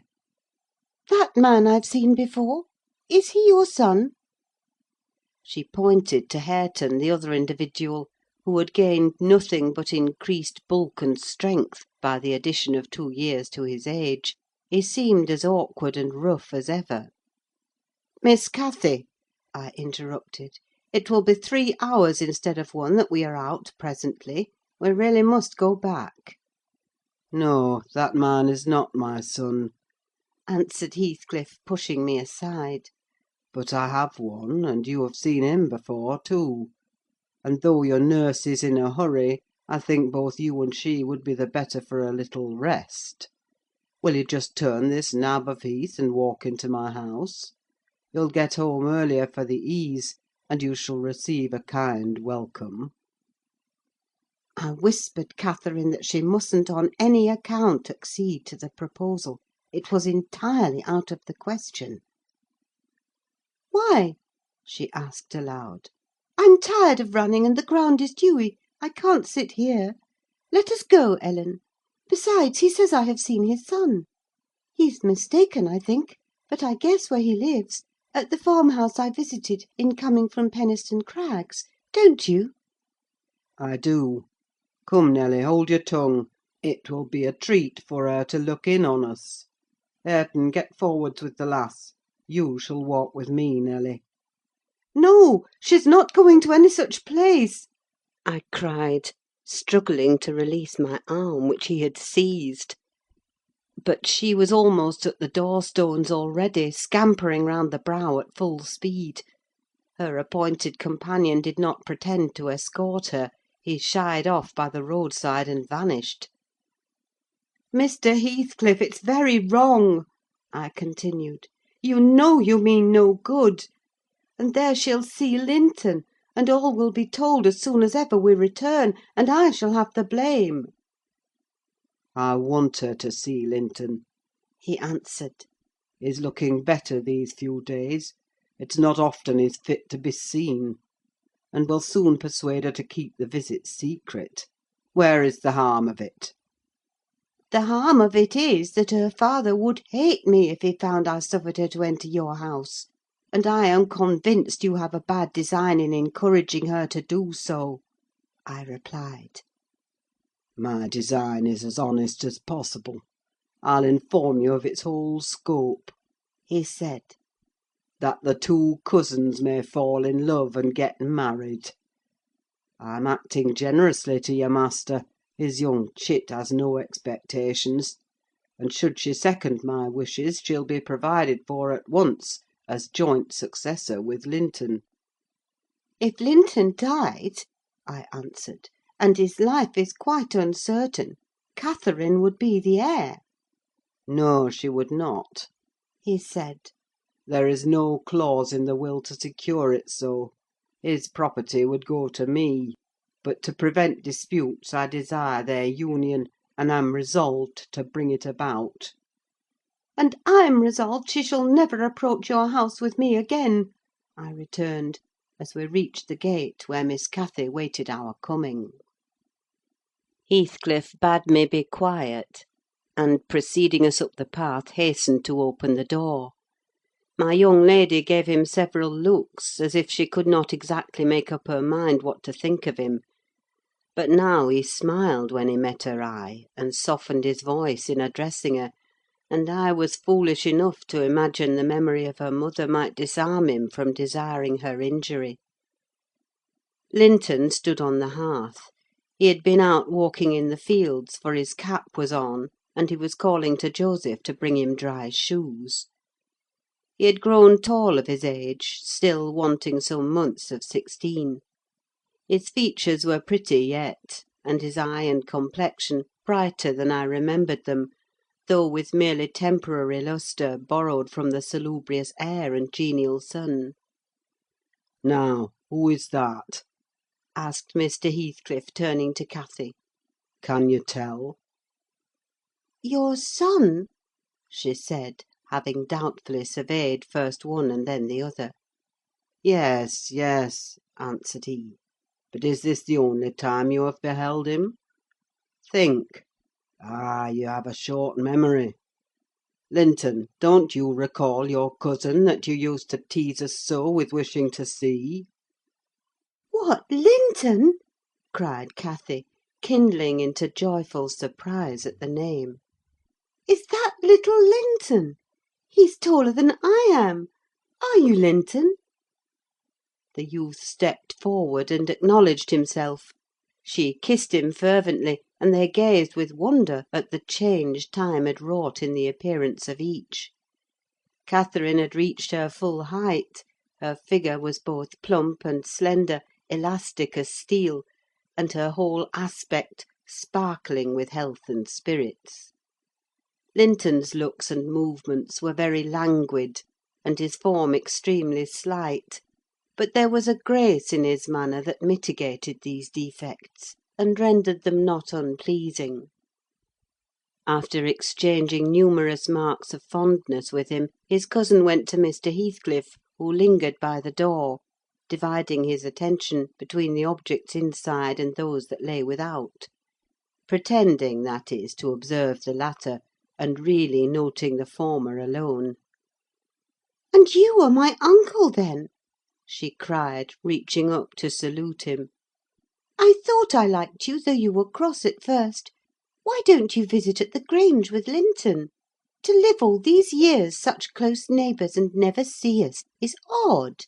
What have you done so for?" "I visited it once or twice too often before you were born," he answered. "There, damn it! If you have any kisses to spare, give them to Linton: they're thrown away on me." "Naughty Ellen!" exclaimed Catherine, flying to attack me next with her lavish caresses. "Wicked Ellen, to try to hinder me from entering! But I'll take this walk every morning in future, may I, uncle? And sometimes bring papa? Won't you be glad to see us?"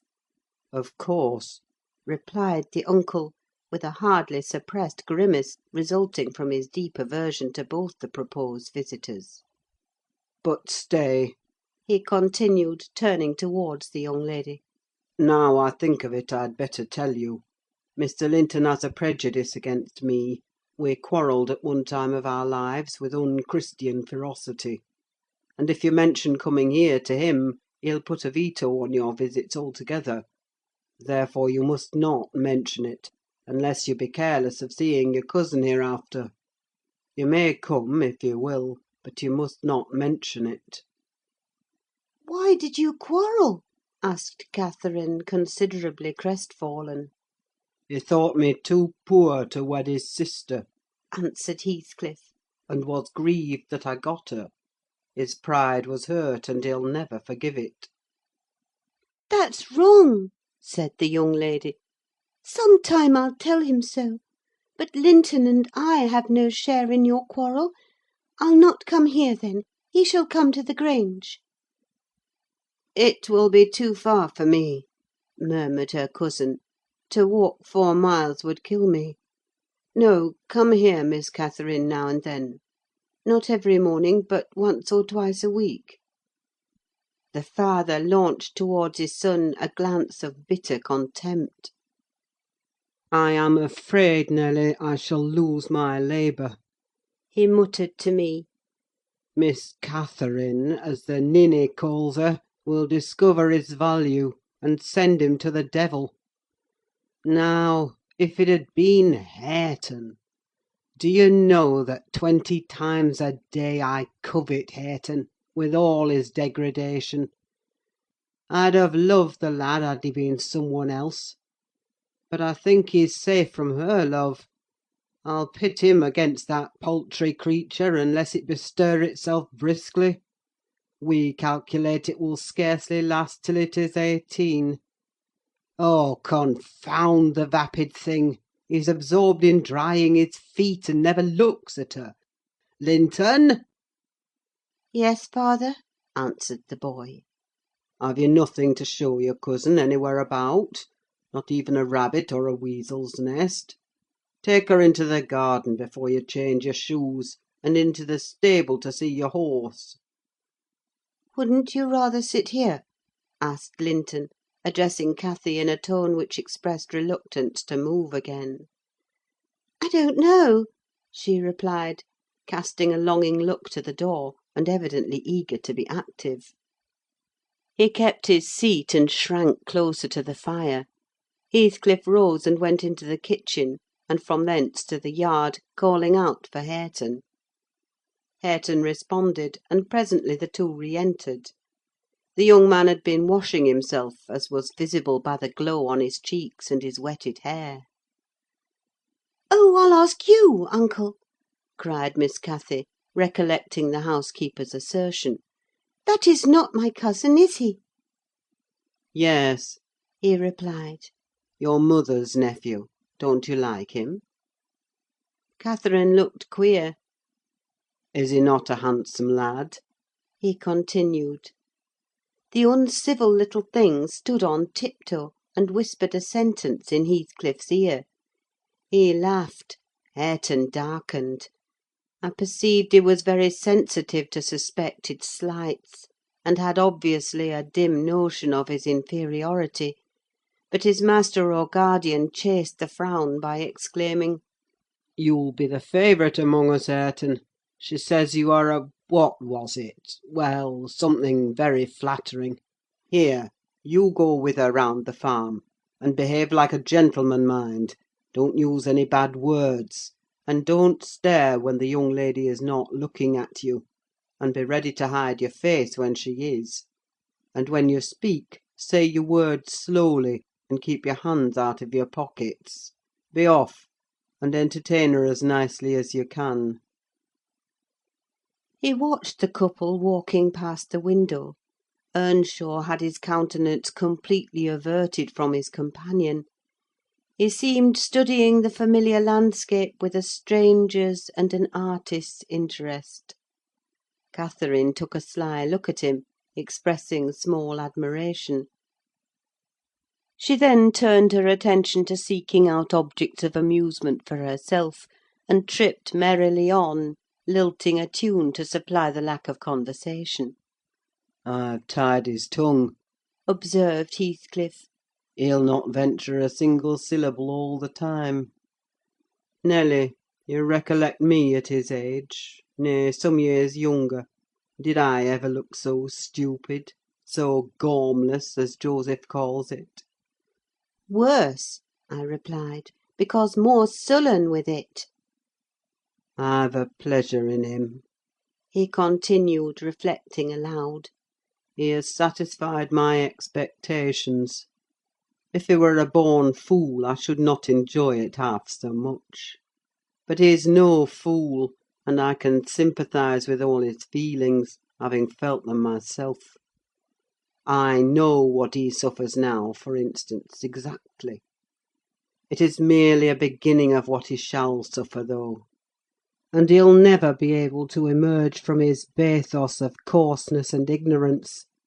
I've got him faster than his scoundrel of a father secured me, and lower, for he takes a pride in his brutishness. I've taught him to scorn everything extra-animal as silly and weak.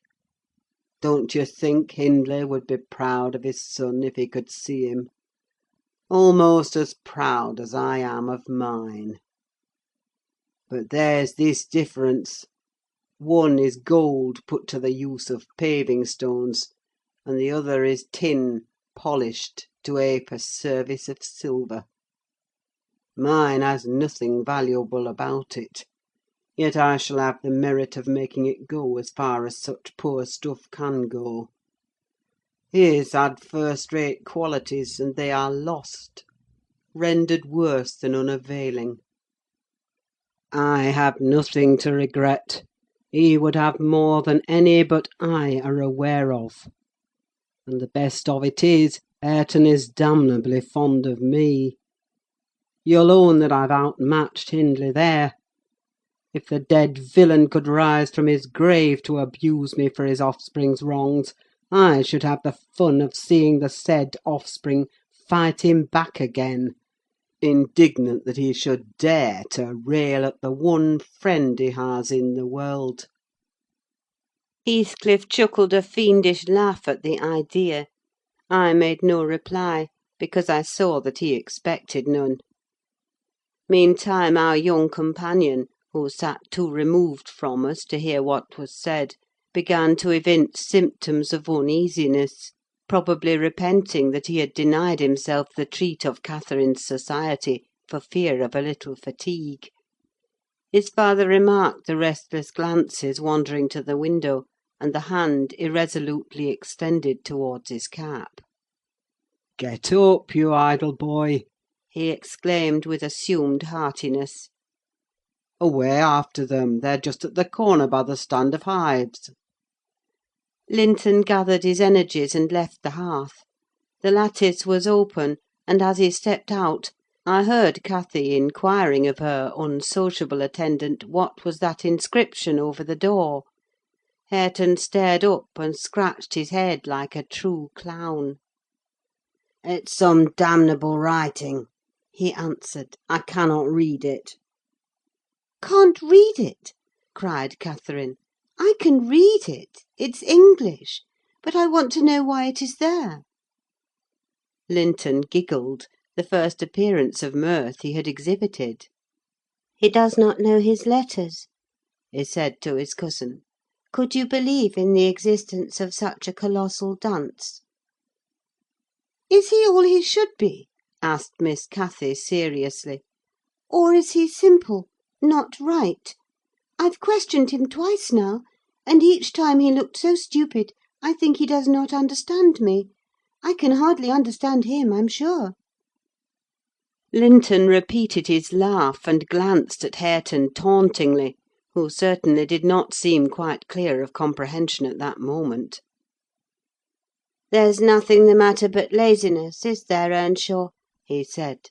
"My cousin fancies you are an idiot.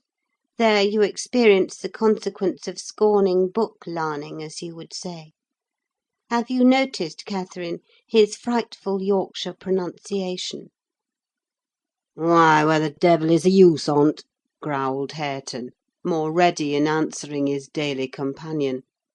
He was about to enlarge further, but the two youngsters broke into a noisy fit of merriment, my giddy miss being delighted to discover that she might turn his strange talk to matter of amusement. "Where is the use of the devil in that sentence?" tittered Linton. "Papa told you not to say any bad words, and you can't open your mouth without one. Do try to behave like a gentleman, now do." If thou weren't more a lass than a lad, I'd fell thee this minute, I would, pitiful lath of a cratur!" retorted the angry boor, retreating, while his face burnt with mingled rage and mortification, for he was conscious of being insulted, and embarrassed how to resent it. Mr. Heathcliff, having overheard the conversation as well as I, smiled when he saw him go, but immediately afterwards cast a look of singular aversion on the flippant pair, who remained chattering in the doorway, the boy finding animation enough while discussing Hareton's faults and deficiencies, and relating anecdotes of his goings-on, and the girl relishing his pert and spiteful sayings, without considering the ill nature they evinced. I began to dislike, more than to compassionate, Linton, and to excuse his father in some measure for holding him cheap. We stayed till afternoon. I could not tear Miss Cathy away sooner; but happily my master had not quitted his apartment, and remained ignorant of our prolonged absence.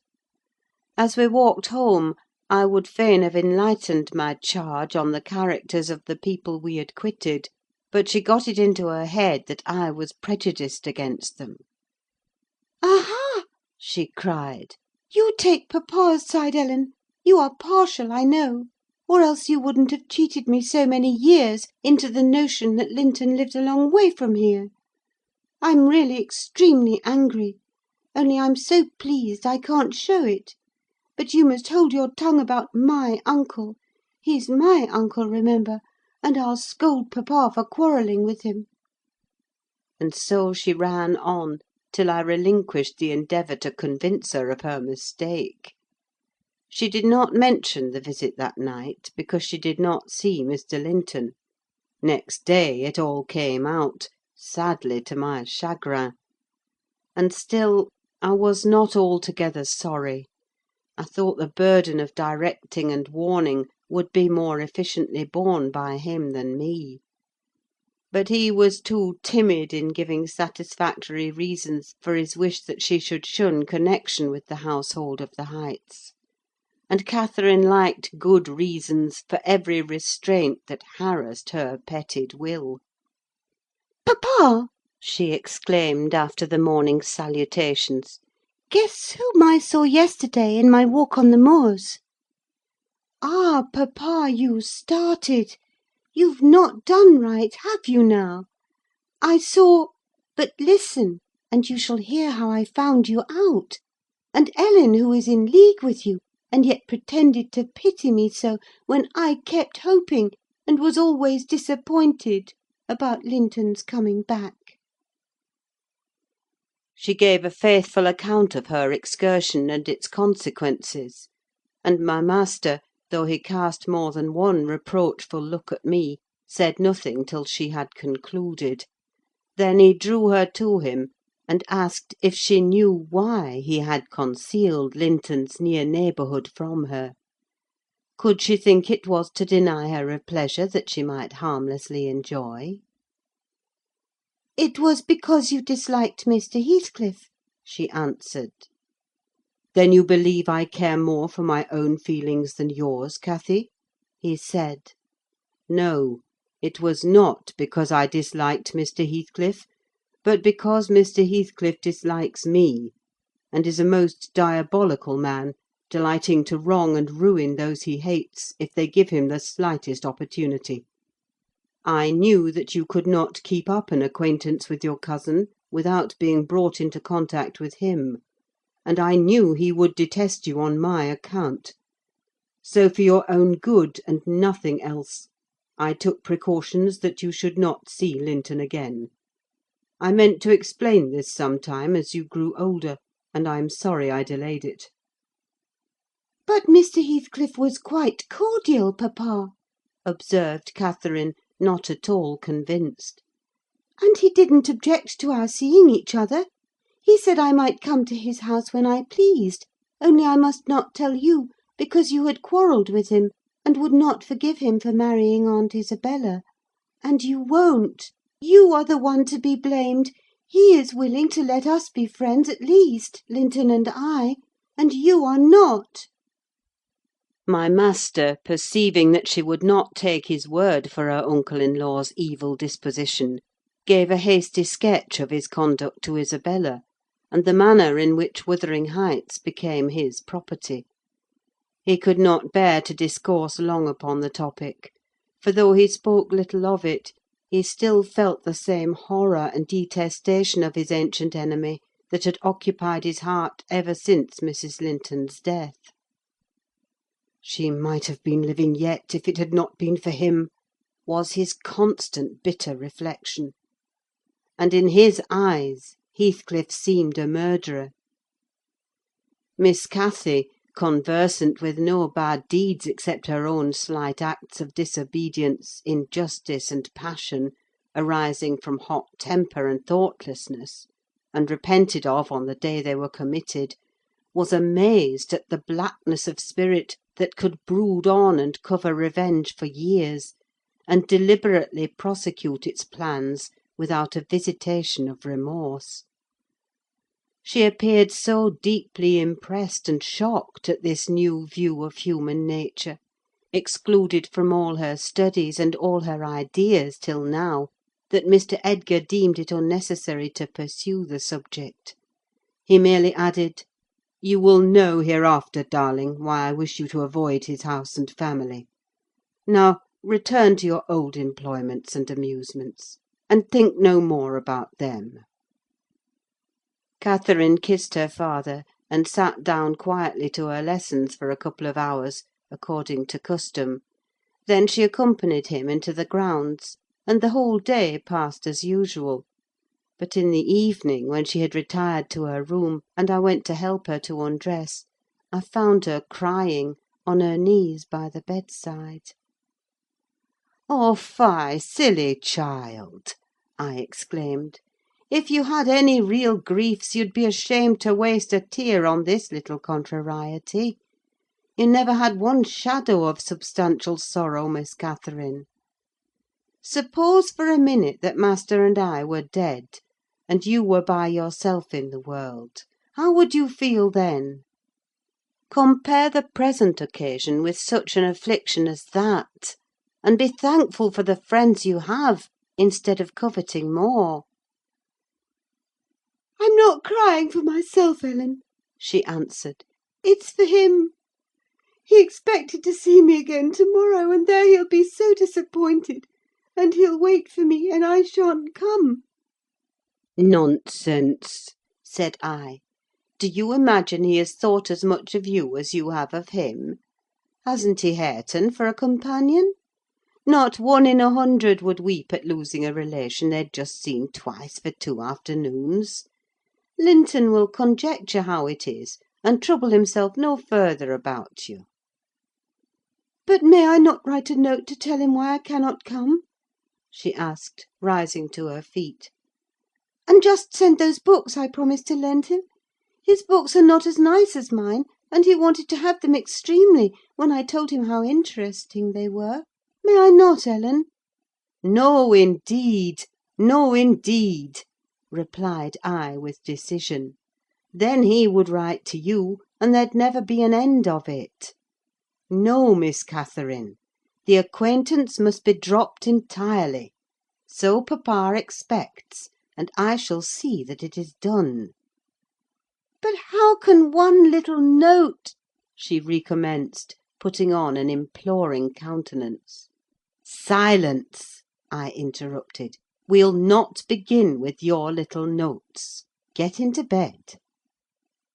She threw at me a very naughty look, so naughty that I would not kiss her good night at first. I covered her up and shut her door, in great displeasure; but, repenting half-way, I returned softly, and lo! there was Miss, standing at the table with a bit of blank paper before her and a pencil in her hand, which she guiltily slipped out of sight on my entrance. "You'll get nobody to take that, Catherine," I said, "if you write it. And at present I shall put out your candle." I set the extinguisher on the flame, receiving as I did so a slap on my hand, and a petulant "Cross thing!" I then quitted her again, and she drew the bolt in one of her worst, most peevish humours. The letter was finished, and forwarded to its destination by a milk fetcher who came from the village; but that I didn't learn till some time afterwards. Weeks passed on, and Cathy recovered her temper, though she grew wondrous fond of stealing off to corners by herself; and often, if I came near her suddenly while reading, she would start and bend over the book, evidently desirous to hide it; and I detected edges of loose paper sticking out beyond the leaves. She also got a trick of coming down early in the morning, and lingering about the kitchen, as if she were expecting the arrival of something; and she had a small drawer in a cabinet in the library, which she would trifle over for hours, and whose key she took special care to remove when she left it. One day, as she inspected this drawer, I observed that the playthings and trinkets which recently formed its contents were transmuted into bits of folded paper. My curiosity and suspicions were roused.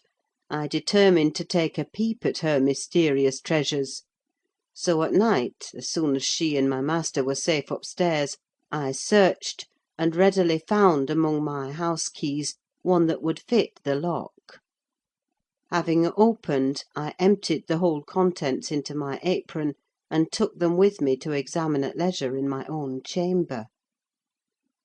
Though I could not but suspect, I was still surprised to discover that they were a mass of correspondence, daily almost it must have been, from Linton Heathcliff; answers to documents forwarded by her. The earlier dated were embarrassed and short. Gradually, however, they expanded into copious love letters: foolish, as the age of the writer rendered natural, yet with touches here and there which I thought were borrowed from a more experienced source. Some of them struck me as singularly odd compounds of ardour and flatness, commencing in strong feeling, and concluding in the affected wordy style that a schoolboy might use to a fancied incorporeal sweetheart. Whether they satisfied Cathy, I don't know. but they appeared very worthless trash to me. After turning over as many as I thought proper, I tied them in a handkerchief, and set them aside, re-locking the vacant drawer. Following her habit, my young lady descended early and visited the kitchen. I watched her go to the door on the arrival of a certain little boy, and while the dairymaid filled his can, she tucked something into his jacket pocket, and plucked something out. I went round by the garden, and laid wait for the messenger, who fought valorously to defend his trust, and we spilt the milk between us. But I succeeded in abstracting the epistle, and threatening serious consequences if he did not look sharp home, I remained under the wall, and perused Miss Cathy's affectionate composition. It was more simple and more eloquent than her cousin's, very pretty and very silly. I shook my head, and went meditating into the house. The day being wet, she could not divert herself with rambling about the park; so, at the conclusion of her morning studies, she resorted to the solace of the drawer. Her father sat reading at the table, and I, on purpose, had sought a bit of work in some unripped fringes of the window curtain, keeping my eye steadily fixed on her proceedings. Never did any bird flying back to a plundered nest, which it had left brim-full of chirping young ones, express more complete despair in its anguished cries and flutterings than she by her single "Oh!" and the change that transfigured her late happy countenance. Mr. Linton looked up. "What is the matter, love? Have you hurt yourself?" he said. His tone and look assured her he had not been the discoverer of the hoard. "No, papa," she gasped. "Ellen, Ellen, come upstairs! I'm sick." I obeyed her summons, and accompanied her out. "Oh, Ellen, you have got them!" she commenced immediately, dropping on her knees, when we were enclosed alone. "Oh, give them to me, and I'll never, never do so again! Don't tell papa! You have not told papa, Ellen! Say you have not! I've been exceedingly naughty, but I won't do it any more." With a grave severity in my manner, I bade her stand up. "So," I exclaimed, "Miss Catherine, you are tolerably far on, it seems. You may well be ashamed of them. A fine bundle of trash you study in your leisure hours, to be sure! Why, it's good enough to be printed. And what do you suppose the master will think when I display it before him? I haven't shown it yet, but you needn't imagine I shall keep your ridiculous secrets. For shame! And you must have led the way in writing such absurdities. He would not have thought of beginning, I'm certain." I didn't," sobbed Cathy, fit to break her heart. "I didn't once think of loving him to—" "Loving!" cried I, as scornfully as I could utter the word. "Loving! Did anybody ever hear the like? I might just as well talk of loving the miller who comes once a year to buy our corn. Pretty loving, indeed! And both times together you have seen Linton hardly 4 hours in your life. Now, here is the babyish trash. I'm going with it to the library, and we'll see what your father says to such loving." She sprang at her precious epistles, but I held them above my head; and then she poured out further frantic entreaties that I would burn them, do anything rather than show them. And being really fully as much inclined to laugh as scold, for I esteemed it all girlish vanity, I at length relented in a measure, and asked, "If I consent to burn them, will you promise faithfully neither to send nor receive a letter again, nor a book, for I perceive you have sent him books, nor locks of hair, nor rings, nor playthings?" "We don't send playthings!" cried Catherine, her pride overcoming her shame.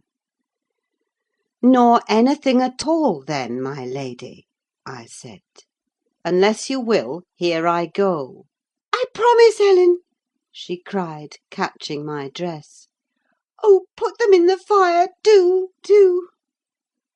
But when I proceeded to open a place with the poker, the sacrifice was too painful to be borne. She earnestly supplicated that I would spare her one or two. "1 or 2, Ellen, to keep for Linton's sake." I unknotted the handkerchief, and commenced dropping them in from an angle, and the flame curled up the chimney.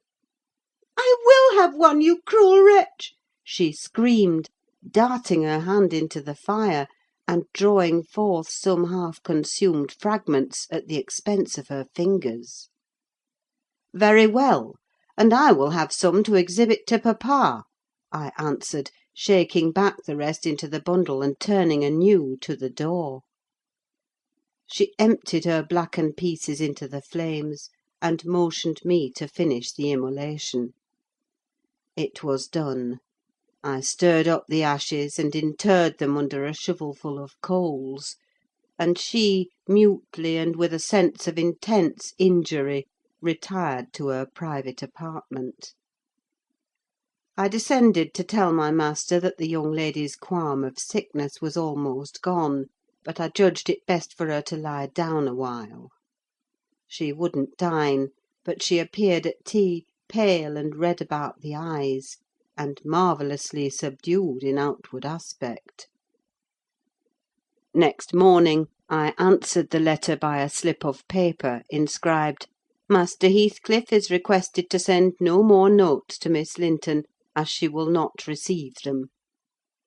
And henceforth the little boy came with vacant pockets. Chapter 22.